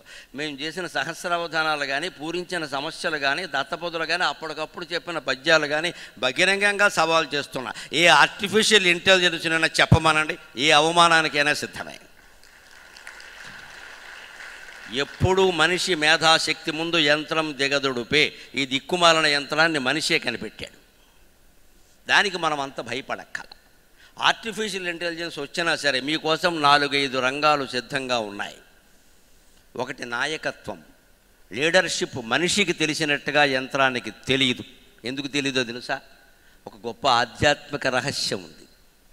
లీడర్షిప్ అనేది మనిషికి తెలిసినట్టుగా యంత్రానికి తెలియదు. లీడర్షిప్ అంటే ఏమిటి? 10 మందిని నడిపించడం. నయతీతి నాయక. నాయక అంటే నయతీతి నాయక. మన కంటిని సంస్కృతంలో నయనం అంటారు. కొన్ని కంటి ఆసుపత్రులు ఉంటాయి చూడండి, నయన హాస్పిటల్ అంటారు, అంటే కంటి ఆసుపత్రి. నయనం అంటారు ఎందుకని? నయతీతి నయనం. మనల్ని నడిపిస్తుంది. నడిచేది కాళ్ళు, కానీ నడిపించేది కన్నేగా. కళ్ళు లేకపోతే ఎలా నడుస్తావు? అందుకని నయనం అంటే నడిపించేది, అంతే కదా. ఈ నయనం ఉందే అదే చాలా ముఖ్యం. అందుకని నాయకుడు అంటే నడిపించేవాడు. నడిపించేవాడు ఎవరు నడిపిస్తారండి? అహం అనేది ఉన్నవాడు నడిపిస్తాడు. అహంకార మమకారాలు లేనివాడు ఎవరిని నడిపించలేడు. ఈ అహంకార మమకారాలు యంత్రానికి ఉండవు, మనిషికి ఉంటాయి తప్ప. It's plus point. లీడర్షిప్లో మనిషిని ఎప్పుడు యంత్రం పెంచలేదు. ఎన్ని యంత్రాలు కనిపెట్టినా సరే నాయకత్వ లక్షణం అనేది మన నుంచి యంత్రం నేర్చుకోవాలి, మనం దానికి ఫీడింగ్ చేయాలి. కానీ దానంతలో అది నాయకత్వం చేయలేదని దానికి ఆలోచనలు ఎక్కడి నుంచి వస్తే మనకు అహం ఉండాలి. ముందుగా ఇంకో యంత్రంతో పోటీ పడడం ఉండాలి. మనం పోటీ పడతాం ఖచ్చితంగా. మన పుట్టుకే పోటీ, మనకు అసూయలు ఎక్కువ, రాగద్వేషాలు ఎక్కువ, గొడవలు ఎక్కువ. మన పోటీ ప్రపంచంలోనే పుట్టాం కదా. ఎల్కేజీ అప్పుడే మనం ప్రోగ్రెస్ కార్డు పట్టుకెళ్ళగానే అమ్మా నాన్న ఏమన్నారు, why didn't you get 25 out of 25 అని అడిగారా లేదా? మరి ఇదే పోటీ. అక్కడి నుంచి మొదలైంది పోటీ. అంతే నాయకత్వ లక్షణం మనకొక నేర్పకల. లీడర్గా బతకగలిగిన వాడు, 10 మందికి ఐడియాస్ ఇవ్వగలిగిన వాడు, 10 మందిని నడిపించగలిగిన వాడు, 100 ఆర్టిఫిషియల్ ఇంటెలిజెన్స్ వచ్చినా వాడు హాయిగా బతుకుతాడు, ఇబ్బంది ఏమీ లేదు ఇక్కడ. ఇంకో మాట, టీం వర్క్ చేయించడం. మనిషికి చేతనైనట్టుగా యంత్రానికి చేతనవ్వదు. టీం వర్క్ చేయించాలంటే ముందేముండాలో తెలుసా? 10 మంది మీద పెత్తనం చేయడం కాదు, 10 మందితో కలిసిపోగలిగిన లక్షణం ఉండాలి. 10 మందితో కలిసిపోగలిగిన లక్షణం. ప్రముఖ ఈ స్విగ్గీ జొమాటో అనే సంస్థలు ఉన్నాయి కదా, ఆ జొమాటో సంస్థలో CEO ఉంటాడు, దీపేష్ గోయల్ ఏదో ఉంది ఆయన పేరు. ఆయనకి నెలకి ₹1 కోటి ఆదాయం. నెలకి 1 కోటి, సంవత్సరానికి కాదు, నెలకి. కానీ ఆయన ఎందుకంత గొప్పవాడయ్యే అధికార స్థానంలో ఉన్నాడో తెలుసా? వారానికి ఒకసారి ఖచ్చితంగా ఏదో ఒక ఊళ్ళో జొమాటో బాయ్గా పనిచేస్తాడు ఆయన, డెలివరీ బాయ్గా. జొమాటో సంస్థలో CEO నెలకి ₹1 కోటి జీతం తీసుకునే మనిషి ఖచ్చితంగా వారానికి ఒక్కరోజు హైదరాబాదులోనో, విజయవాడలోనో, బెంగళూరులోనో ఎక్కడో వచ్చాడు మామూలు బాయ్గా ఎవడూ గుర్తుపట్టకుండా చిన్న టోపీ ఓటు పెట్టుకుని ఆ రోజు డ్యూటీలో ఉన్నవాడిని పక్కకి వెళ్ళిపోమని చెప్పి ఆయన డ్యూటీ ఈయన చేస్తాడు. అందువల్ల ఆ సంస్థ అంత అభివృద్ధిలో ఉంది, ఆయన అంత జీతంలో ఉన్నాడు. ఇది బృందం, ఒక టీం వర్క్ నడిపించగా. అప్పుడు ఆయన దగ్గర ఇంకోటి డ్యూటీ ఆయన తీసుకున్నాక అవతల వాడు ఏమనుకుంటాడు, అయ్య బాబోయ్ మన CEO గారు ఇచ్చారు, ఆయన డ్యూటీ చేస్తాడు, నా డ్యూటీ నేను ఇంకా జాగ్రత్తగా చేయాలి అంటాడు. ఈ డ్యూటీలో ఉండే లోపాలు కనపడతాడు, కస్టమర్ల యొక్క వాంఛలు ఏమిటో చూసుకుంటాడు. ఆ ప్రకారం కంపెనీలో కొత్త ఐడియాస్ వస్తాయి. నేను CEO అయ్యాను కదా అని ఏసీ రూమ్లో తలుపేసి కూర్చుని మాటికి టీ తాగాడు అనుకో, పైత్యం వస్తుంది, ఏమీ రాదు. ఇక్కడ ఎంతసేపు పని చేయించి వాళ్ళకి టిక్కెలు వేయడం, మార్కులు వేయడం చూసుకుంటే నువ్వు టీమ్ లీడర్ అయితే నిజంగా టీంలో ఒకసారి పని చేయాలి. పూర్వం రాజులు చేసేవారండి. మీరు రాజులు పురాణ కథల్లో చూడండి, ప్రతి రాజు మారువేషంలో తిరిగేవాడు. మారువేషంలో అసలు రాజు అని తెలియదు, ఒక బిచ్చగాళ్ళలాగా చెప్పు పట్టుకుని తిరిగేవాడు, ఇంటింటికి తిరిగేవాడు. తిరుగుతుంటే జనం ఏమనుకుంటున్నారో వినేవాడు. ఎవరైనా సరే ఈ రాజ్యం అధవరాజ్యం చచ్చిపోతున్నాం అంటే అంబాబోయ్ నన్ను ఎంత తిట్టుకుంటున్నారా జనం, వెంటనే మార్చుకునేవాడు. అందుకే రాజులు 100 ఏళ్ల తరబడి దేశాన్ని పరిపాలించారు. కొలంబస్ లాంటి వాళ్ళందరూ ఇండియా వైపు ఆకర్షితులు అయ్యేలా చేశారు నాటి రాజుల పరిపాలనలో. ఎందుకని శ్రీరాముడి దగ్గర నుంచి శివాజీ వరకు మారువేషాల్లో తిరిగిన వాళ్ళే. మారువేషాల్లో తిరిగి తమ లోపాలు ఏమిటో తెలుసుకున్నారు వాళ్ళు. పెద్ద కంపెనీల మేనేజర్లు అందరూ నువ్వు కూడా లీడర్ అయితే చేయవలసిన టీం వర్క్ చేయించాలి అంటే ఆ టీంలో మనం కలిసిపోవాలి, వాళ్ళ మీద పెత్తనం చేయడం కాదు. ఇక్కడ అలా కలిసిపోయాడు ఆయన. అందుకని ₹1 కోటి జీతం తీసుకున్న డెలివరీ బాయ్గా ఉంటాడు. వారానికి ఒకసారి 15 రోజులకు ఒకసారి ఉంటాడు. నష్టం ఏంటి, వాళ్ళ కష్టాలన్నీ తెలుస్తాయి. ముఖ్యంగా వాళ్ళకి చాలా బాధ్యత ఏర్పడుతుంది. వెంటనే ఇక్కడ మన యజమాని మన దగ్గరికి వచ్చాడు. ఇంకో మాట చెబుతున్నా, CA అంటే ముఖ్యంగా ఉండవలసింది ఏమిటో తెలుసా, ఎథికల్ వాల్యూ. చిన్నపిల్లలైనా మీకు దండం పెట్టి కోరుతున్న ఆడిటింగ్ రంగం ఒకటి సరిగ్గా ఉంటే భారతదేశం ఆర్థికంలో ప్రథమ స్థానానికి ఏడాదిలో వెళ్ళిపోతుంది.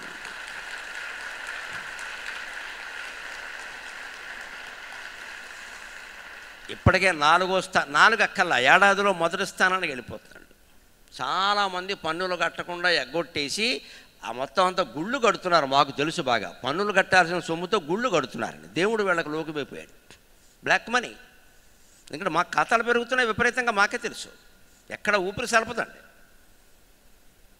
నేను విజయవాడ వస్తున్నట్టుగా ఎవరికి చెప్పదు. కార్యకర్తలు శ్రీనివాసరావు గారికి చెప్పాను, ఎవరికి నేను చెప్పొద్దండి. చెప్తే ఏమవుతుంది తెలుసా, పొద్దున్న మీటింగ్, రాత్రి మీటింగ్, రేపో మీటింగ్, నాకు బెల్లం బిడ్డలు ఉండరు. ఇంకా నేను గుడి కట్టామంటే బ్రహ్మోత్సవాలు.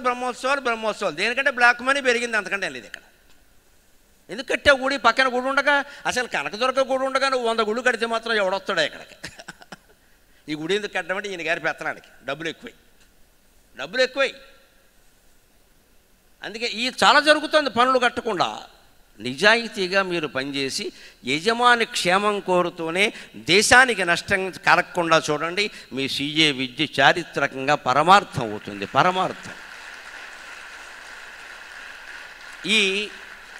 దీన్ని ఎథికల్ వాల్యూ అంటారు, నైతికమైన విలువ. ఇది యంత్రానికి చేత కాదండి.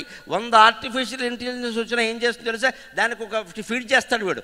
నేను ఇంత ఆస్తి, నాకు 5,000 కోట్ల రూపాయల ఆస్తి ఉన్నా సరే 500 రూపాయల పన్నే కట్టాలి, ఎలా కట్టాలో తీయమంటాడు. 3 నిమిషాల్లో ఓ ఫారం ఇస్తుంది. అది ఇలాంటి నాటకం ఆడమని. అదే మనిషి అయితే ఏం చేస్తాడు, ఏమయ్యా 5,000 కోట్లు ఏం చేసుకుంటావయ్యా, పైగా నీకు పిల్లలు కూడా లేరు, చచ్చిపోతున్నావు, అలాగా ఏం చేసుకుంటావు, మతుందా లేదా అని కాస్త నచ్చజెప్పి నీకు మేలు జరిగేలాగా, దేశానికి మేలు జరిగేలాగా నేను చెబుతానయ్యా అని చెప్పగలిగిన మానవతా హృదయం మీకుంటుందమ్మా. యంత్రానికి ఉండదు. 1000 యంత్రాలు వచ్చినా మన ముందు నిలబడదు.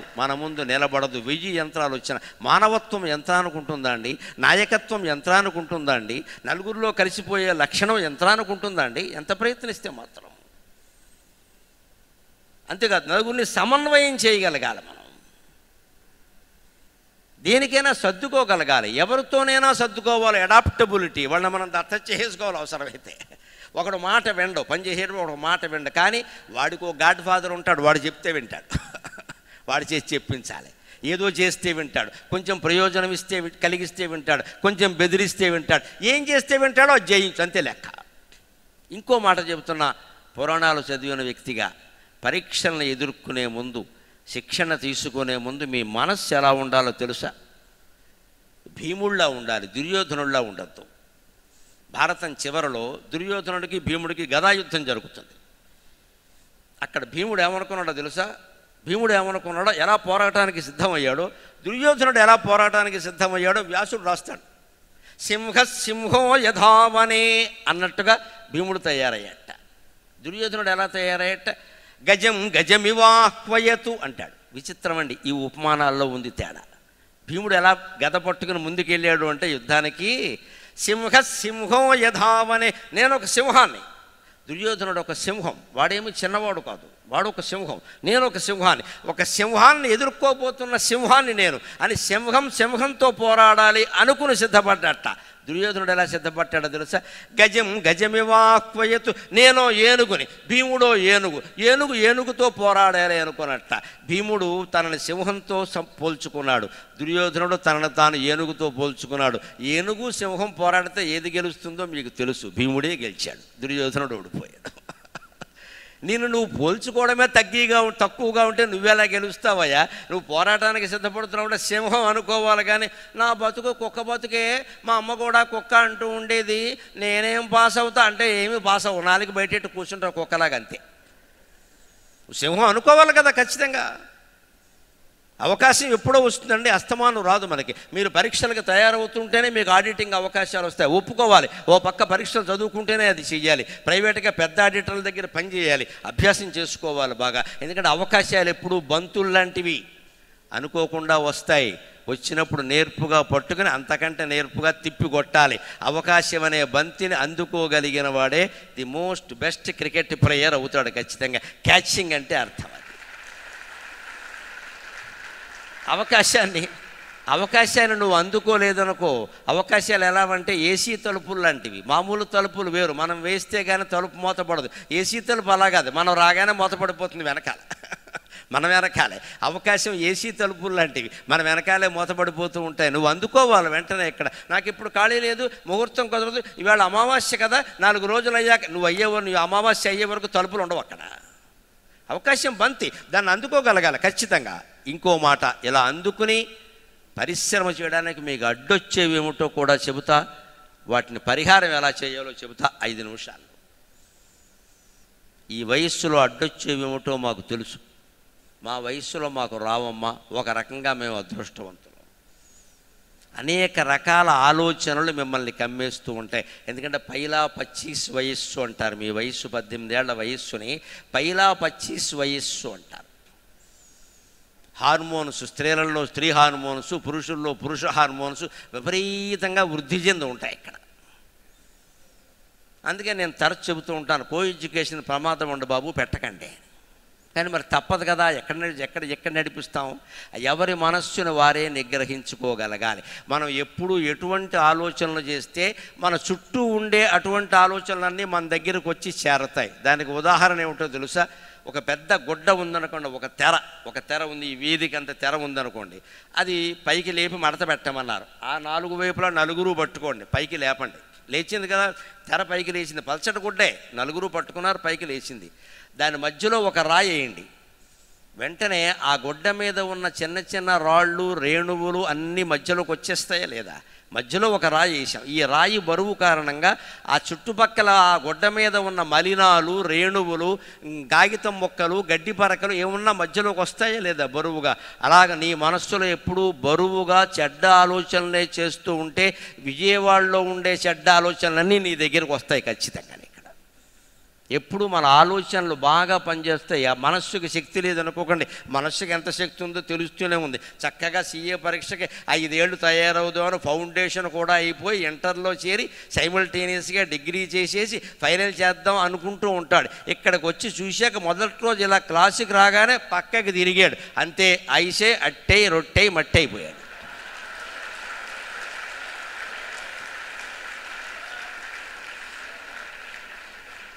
ఇన్ని చప్పట్లు మోగాయంటే ఇప్పటికే కేసులు నడుస్తున్నాయి బాగా. అధిపతులు జాగ్రత్త పడడం మంచిది. నాకు చాలా సంతోషంగా ఉందమ్మా. మన గెలుపుని మనం అంగీకరించడం కాదు, మనం ఎక్కడ ఓడిపోతున్నామో కూడా మీరు తెలుసుకుంటున్నారు. చిన్నవాళ్ళైనా మీకు నమస్కారం, మీకు నమస్కారం. ఎక్కడ ఓడిపోతున్నామో తెలుసుకుంటే గెలుస్తాం ఖచ్చితంగా. పక్కకి తిరగగానే ఎందుకు ఐసైపోయి అట్టయిపోయాడండి. ఇలాంటి అమ్మాయిని వాళ్ళ ఇంట్లో చూడలేదా చెల్లెలుగా? ఆ అమ్మాయిని చెల్లెలు అనుకున్నాడు, అమ్మాయి పరాయిదైంది, ఫీలింగ్ మారిపోయింది. ఈ వయస్సే అది కూడా. అక్కడ చెల్లెలు పొరపాట్లు కూడా ఆలోచన రాదు, ఇక్కడ వస్తుంది. తెలివైన వాడు ఏం చేస్తాడు? నిగ్రహించుకుంటాడు. నేను చదువుకుందుకు వచ్చాను, ఇక్కడ లైన్ వేయడానికి కాదు, ఇక్కడ ఎస్ఎంఎస్లు పంపడానికి కాదు, ఇక్కడ సంక్షిప్త మధుర సందేశాలు. నేను ఎందుకు వచ్చాను ఇక్కడికి అని నిగ్రహించు. ఎందుకని? ఇంత పెద్ద గుడ్డ, ఈ సమాజం, ఈ మొత్తం మందిరం అంతా ఇంత పెద్ద గుడ్డ, దాని మధ్యలో ఓ రాయి వేసావు. ఒక చెడ్డ ఆలోచన వచ్చింది, వెంటనే చుట్టుపక్కల ఉండే చెడ్డ ఆలోచనలు వస్తాయి. వీడికి ఇలా చూడగానే పక్కవాడే ఏంట్రా అడు చూస్తున్నావు బాగుందా అంటాడు, ఇదే పక్కరాయి అంటే. వెంటనే వీడేమంటే బాగుండడం ఏంట్రా అదిరిపోయింది ఫిగర్ అంటాడు. అంతే, ఆవిడ ఫిగరు, వీడికి షుగర్. వెంటనే తర్వాత బీపీ. పొరపాటున అమ్మాయి మధ్యలో క్లాసులోంచి లేచి అలా బయటికి వెళ్ళి అలా పెడుతూ ఉంటుంది. అప్పుడు వీడేమంటాడు, చూడు మనం చూడాలని వచ్చింది అలాగా. దీన్నే సంస్కృతంలో ఏమంటారో తెలుసా? దీన్నే సంస్కృతంలో పూర్వమే చెప్పారు, 2000 ఏళ్ల క్రితం. కామీ స్వతాం పశ్యతి అంటారు. కాముకుడైన వాడు ప్రతిదీ తన గురించే జరుగుతుంది అనుకునే భ్రమలో ఉంటాడట. ఆ అమ్మాయి అసలు ఎందుకు వెళ్ళిందో, ఇంకోటి కోసం వెళ్ళిందేమో నీకేమన్నా తెలుసా? నీకెందుకు ఆ గొడవ? వదిలేరాదా? మామూలుగా వెళ్ళి ఉండొచ్చు, ఏదో పని మీద వెళ్ళొచ్చు, ఇంకో నీకెందుకు ఆ గొడవ? ఇందులో పడతాడు వెంటనే లక్ష్యం పక్కకి వెళ్ళిపోయింది లేదా? పోయింది, మొత్తం బాగానే పోయింది. ఇక్కడ దాని నుంచి బయటపడాలండి. అలాగా మధ్యలో పడిన బిడ్డలాగా మిగిలిన చెడ్డ ఆలోచనలు వస్తే మనం మంచి ఆలోచన చేయాలి. అంత బరువైన మంచి ఆలోచన లక్ష్య సాధన. అటువంటప్పుడు ఖచ్చితంగా మన మనసులో రావాల్సింది ఏమిటో తెలుసా? ఒక శ్రీరాముడు, ఒక హనుమంతుడు, ఒక వివేకానందుడు లాంటి వాళ్ళని గుర్తు చేసుకోవాలి. మనం ఎందుకు వచ్చాం అలా ఉండాలి ఖచ్చితంగా. రాముడికి విద్య అంటే విద్యే, హనుమంతుడికి బ్రహ్మచర్యం అంటే బ్రహ్మచర్యమే, వివేకానందుడికి బ్రహ్మచర్యం అంటే బ్రహ్మచర్యం. 39 ఏళ్ళు బతికాడు మహానుభావుడు, కేవలం బ్రహ్మచారి. ఆయన చాలా అందమైన వాడండి. భారతీయ తాత్విక రంగంలో మహత్తరమైన అందంతో ఉండేవాళ్ళు 4 ఉన్నారండి. నలుగురు ఒకే పొడుగు, ఒకే వెడల్పు, ఒకే రకమైన అందం. 4 మహానుభావులు. ఒకరు శ్రీరామచంద్రుడు,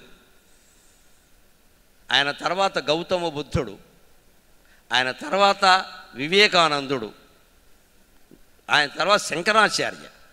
ఒకరు శ్రీరామచంద్రుడు, 2 గౌతమ బుద్ధుడు, 3 శంకరాచార్య, 4 వివేకానందుడు. ఈ 4 అపూర్వమైన సౌందర్యం. మీరు వాళ్ళ ఫోటో చూసినా సరే, సమూహ శంకరాచార్య సహా మీరు ఆయన ఫోటో చూసినా సరే, ఏం మన్మధుడు అనుకుంటాం మనం. తేజస్సు, అపూర్వమైన తేజస్సు. కానీ శ్రీరాముడిని అలా అట్టిపట్టిన ఆయన కూడా ఏకపత్ని వ్రతుడు, 2వ వ్యక్తి ఆయనకి తెలియదు. మిగిలిన 3 ఈయన బుద్ధుడు భార్యను వదిలేసాడు, మధ్యలో వచ్చాడు, మళ్ళీ అసలు అటుకే చూడలేదు. ఇంకా వివేకానందుడు, శంకరాచార్య అయితే బ్రహ్మచారులే పూర్తిగా. ఇంత అందమైన వాడు దేశంలో పర్యటిస్తూ ఉంటే వివేకానందుడు మనస్సు నిగ్రహించుకునే విధానం చెబుతున్నాను. నా పిల్లలు లాంటి వాళ్ళు కాబట్టి నిగ్రహించుకోవచ్చు, చాలా తేలిగ్గా నిగ్రహించుకోవచ్చు. ఆ ఆలోచనని పొడిగించద్దు, వచ్చింది అది. దానికి పక్కవాడు ఏంట్రా ఏం లేదురా అని ఆపేయాలి. అందుకే అది ఫిగరు, ఇది షుగర్ అని మాట్లాడదు, కంటిన్యూ చేయొద్దు దాన్ని. తెంపై మరి అటు చూసావు దగ్గర ఏం పని లేదురా, దోమ కొట్టిని చూసా అని చెప్పాలంతే. దాన్ని పొడిగించద్దు. ఇంకా ఆయన పర్యటన చేస్తూ ఒకచోట ఒక ధర్మసత్రంలో ఉన్నాడు. రాత్రి వేళ ఒక గదిలో పడుకున్నాడు.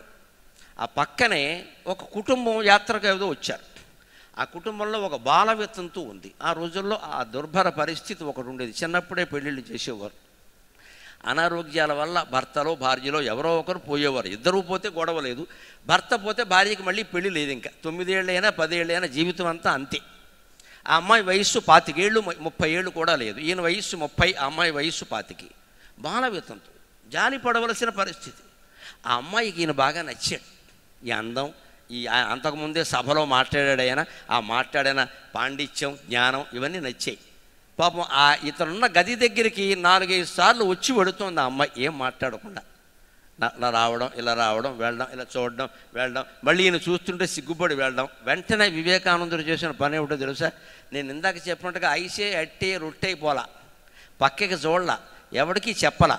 ఆ రాత్రి పక్కనున్న శిష్యులకు కూడా చెప్పకుండా ఆ గది ఖాళీ చేసి తెల్లారేసరికి ఊరు దాటి వెళ్ళిపోయాడు. అది నిగ్రహించుకునే విధానం, అది నిగ్రహించుకునే. ఆ అమ్మాయిని ఏం అనలేదు, ఆ అమ్మాయిని ఏం అనలేదు. ఏం నీకు బుద్ధి లేదా అని తప్పది. అమ్మాయి బాల వితంతు, జీవితంలోనే ఏ కోరికలు తీరలేదు, దౌర్భాగ్యం. ఇతను కనపడ్డాడు, వయస్సులో ఉన్నాడు, తప్పేమీ లేదు. పెళ్లి చేసుకుంటే వితంతు వివాహం సంఘ సంస్కరణను కూడా అంటారు. కానీ ఈయన లక్ష్యం వేరు. గురువుగారి లక్ష్యమైనటువంటి అద్వైత సిద్ధాంత ప్రచారం ఈ వివేకానందుడి లక్ష్యం. కానీ పెళ్లి చేసుకుని పిల్లల్ని కంటే ఆయన దానికి మనమంతా ఉన్నాగా. వివేకానందుడు శంకరాచార్య ఎందుకు పనిలేక ఆ లోటు తీర్చడానికి మనం ఉన్నాగా. 140 కోట్ల జనాభా. కానీ ఈ పెంట పని వాళ్ళు కూడా చేయాలేటి. ఆయన వెంటనే చేసిన పని ఏమిటంటే ఖాళీ చేసి వెళ్ళిపోయాడు. అంచేత నీకు ఇటువంటి పిచ్చి వ్యవహారాల్లో పడవలసిన పరిస్థితి వస్తే ఖాళీ చేసి వెళ్ళిపో. అంటే పరీక్ష కేంద్రం నుంచి వెళ్ళిపోమని కాదు, దూరం వెళ్ళిపో అంతే. పట్టించుకోక, మాట్లాడక, అసలు ఆ విషయానికి వెళ్ళక, ఆ జోలికి వెళ్ళక, మళ్ళీ అటుకేసి చూడక. ఆడైనా మొగైనా ఎవరికైనా వర్తిస్తుంది. చివరిగా ఒక్క మాట చెప్పి నేను సెలవు తీసుకుంటా. ఈవేళ మీ వయస్సు వాళ్ళ మీద పనిచేస్తున్న ప్రభావాలు చాలా ఉన్నాయి. మీరు టీవీ చూసినా, యూట్యూబ్ చూసినా, మీ పరీక్షల్లో విజయం సాధించాలంటే ఆకుపచ్చ ఉంగరం పెట్టుకోండి, తోకపచ్చ బొంగరం పెట్టుకోండి. నేను ఒక యజ్ఞం చేయిస్తా, నేను ఒక వ్రతం చేయిస్తా, నేను ఒక నోము చేయిస్తా చెప్పేవాళ్ళు చాలామంది ఉన్నారమ్మ.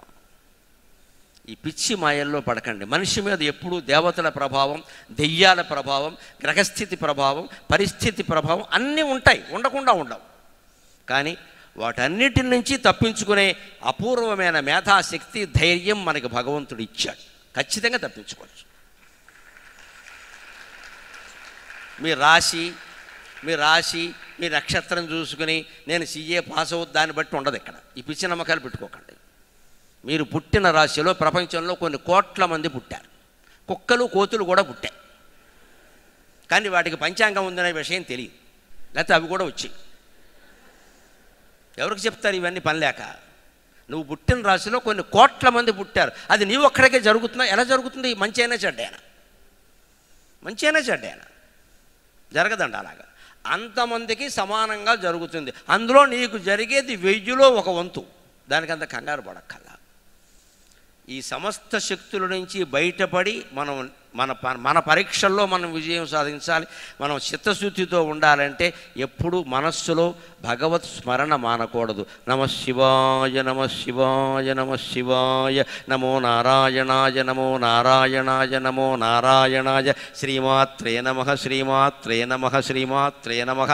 ఇలా ఏదో ఒక దేవతా మంత్రం మీకు మీరే ఉపదేశం చేసుకుని నిరంతరం మనస్సులో స్మరించండి. మీరు అనుకున్న లక్ష్యాన్ని అద్భుతంగా సాధించగలుగుతారు, సందేహం లేదు.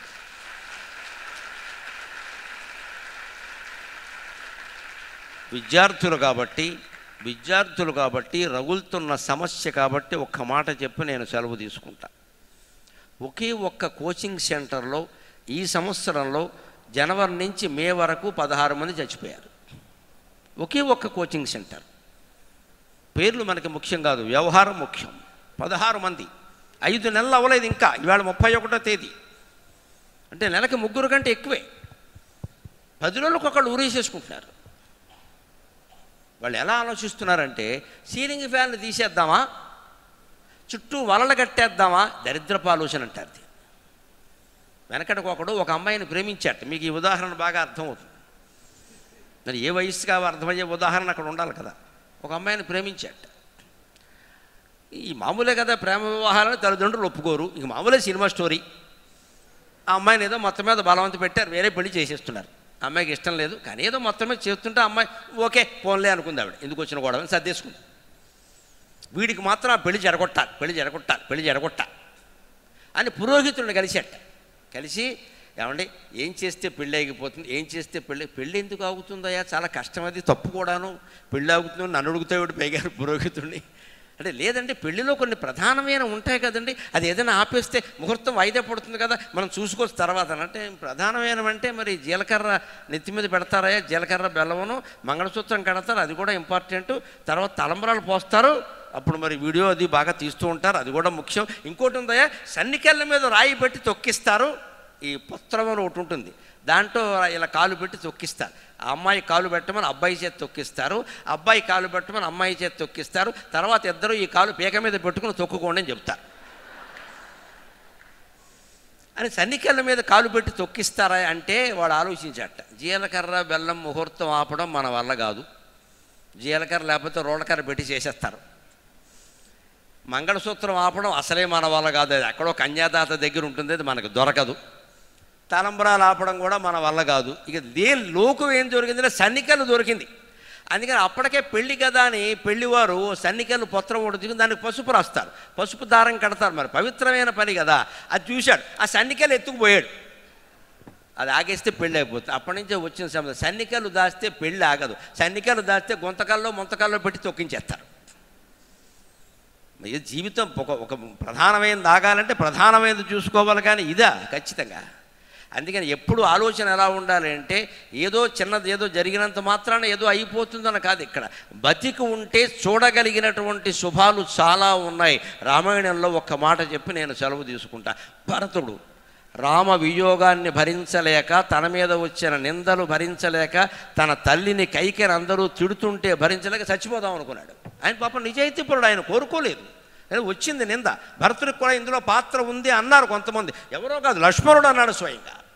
అనుమానమే ఎవరికైనా సరే, ఆయనకు కూడా ఉండే ఉంటుంది అన్నాడు. రాముడు నోరు మూసుకోమని చెప్పాడు. అటువంటి భరతుడు ఎందుకైనా మంచిది అన్నగారు 14 ఏళ్ల తర్వాత వస్తాడు కదా, అప్పుడైనా నిజం బయటపడుతుంది కదా. ఆయన రాజ్యం నేనేం కబళించట్లేదు కదా, ఆయన పాదుకలే సింహాసనం మీద పెట్టాను కదా, నేను కిందే కూర్చున్నాను కదా, నాకు రాజ్యాకాంక్ష లేదు కదా, నేను సన్యాసాశ్రమంలో ఉన్నట్టుగా ఉన్నాను కదా, అన్నగారు రాగానే రాజ్యం అప్పగించడానికి సిద్ధంగా ఉన్నాను కదా. ఆ క్షణం రాని అప్పుడు కూడా ప్రజలు నన్ను అర్థం చేసుకోకపోతే సీలింగ్ ఫ్యాన్ ఎలాగో సిద్ధంగానే ఉంది, దానికే ఉంది. పొరపాటు ఆలోచనలు వచ్చినప్పుడు ఇలా వాయిదా వెయ్యాలి. అలా వేశాడు. 14 ఏళ్ళు అయింది. సరిగ్గా చైత్రశుద్ధ పాఠ్యమి, రాముడు అయోధ్యలో ప్రవేశించిన రోజు ఏమిటో తెలుసా? ఉగాది తర్వాత వచ్చే పంచమి, చైత్రశుద్ధ పంచమి నాడు రాముడు అయోధ్యలో ప్రవేశించాడు. 14 ఏళ్ళు ముగిసి వనవాసం, అంతవరకు లెక్క రావడానికి వీల్లేదు. ఆ వచ్చిన రోజున ఆయన్ను చూసి భరతుడు అనుకున్నట, కళ్యాణీ బత గాధేయం లౌకికి ప్రతిభాతి మాం, కళ్యాణీ బత గాధేయం లౌకికి ప్రతిభాతి మాం, ఏతి జీవంతమానందం నరం వర్షశతాదపి, ఏతి జీవంతం ఆనందం నరం వర్షశతాదపి. నేను చిన్నప్పటి నుంచి ఒక మాట వింటున్నాను, కళ్యాణీ బత గాథ అయ్యం. లౌకికి లోకంలో అందరూ అనుకునే ఒక మాట విన్నాను నేను, ఏమిటంటే బతుకుంటే శుభాలు చూడొచ్చు, సుఖాలు పొందొచ్చు, చచ్చిపోతే ఏముంది, అపూర్వమైన మానవ జన్మను వదులుకుంటున్నాం కదా, మళ్ళీ మనిషిగా పుడతామని గ్యారంటీ ఏదైనా ఉందా? కుక్కగా పుట్టచ్చు, నక్కగా పుట్టచ్చు, అంతకంటే మానవ జన్మ వచ్చింది కదా, అదృష్టం. అన్నానికి నీళ్ళకి బట్టలకి లోటు లేని వాళ్ళ ఇంట్లో పుట్టాం కదా, కొంత ఫీజు కట్టి సీఏ పరీక్షకి తయారయ్యే కుటుంబంలో పుట్టాం కదా, మరి పేద కుటుంబం ఏం కాదు కదా, ఈ అదృష్టం మళ్ళీ వస్తుందా అన్న ఆశావాదంతో మనుషులు జీవిస్తే మనమందరం మన లక్ష్యాలు సాధించగలుగుతాం. అన్ని శుభాలు కళ్ళ చూస్తాం. అటువంటి శుభాలన్నీ మీ జీవితాల్లో పరంపరగా జరగాలి అని విజయవాడ కనకదుర్గ అమ్మవారిని ప్రార్థన చేస్తూ సెలవు.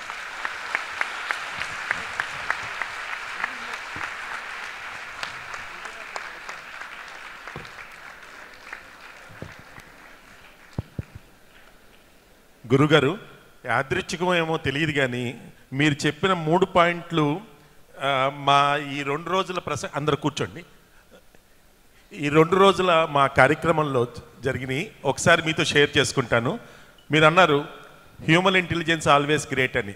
మా దాంట్లో ఒక సెషన్లో human intelligence is always greater than artificial intelligence అని ఒక సెషన్ పెట్టుకున్నాం. సో ఆ కోరిక తీరింది. అట్లాగే నిన్న ఈవినింగ్ కల్చరల్ ప్రోగ్రామ్స్లో మా పిల్లలు ఒక స్కిట్ చేశారండి. ఆ స్కిట్లో ఒకడు ఫౌండేషన్ కోర్సు పాస్ అయ్యి ఒక అమ్మాయి పక్కన ఉండి కో ఎడ్యుకేషన్లో ఉంటే ఆ అమ్మాయి మోజులో పడి అతను తప్పడం, ఆ తర్వాత తెలుసుకుని అతను పాస్ అయ్యి ఆ అమ్మాయి ఏదైతే సీఈఓగా ఉన్న కంపెనీకి ఉద్యోగానికి వెళ్ళటం. సో ఇవన్నీ కూడా జరిగినాయి అన్నమాట. అలాగే ఈ రోజున విజయవాడలో అమ్మలగన్న ఎమ్మ ముగురమ్మల మూలపుటమ్మ చాలా పెద్దమ్మ సురారులమ్మ కడుపారుడి వృచ్చన ఎమ్మ దన్నులో నమ్మిన వేల్పుటమ్మల మనమ్మల యుండెడి ఎమ్మ దుర్గమాయమ్మ కృపాబ్ది ఇచ్చుత మహత్వ కవత్వ పంటదల్. ఆ అమ్మవారు కనకదుర్గమ్మ వారి పాదాల చెంతన ఉన్న విద్యలవాడ విజయవాడకి వేధించి ప్రవచనాలతోటి మంగళ శాసనాలను అందించిన మా పిల్లలకు ధన్యులు ధన్యులు ధన్యులు. Thank you sir, thank you very much.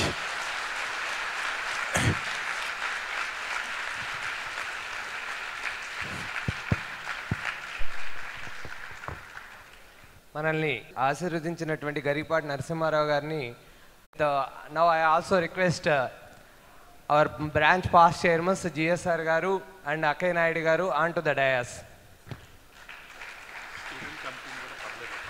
Yeah, and సికాసా committee please on to the dais.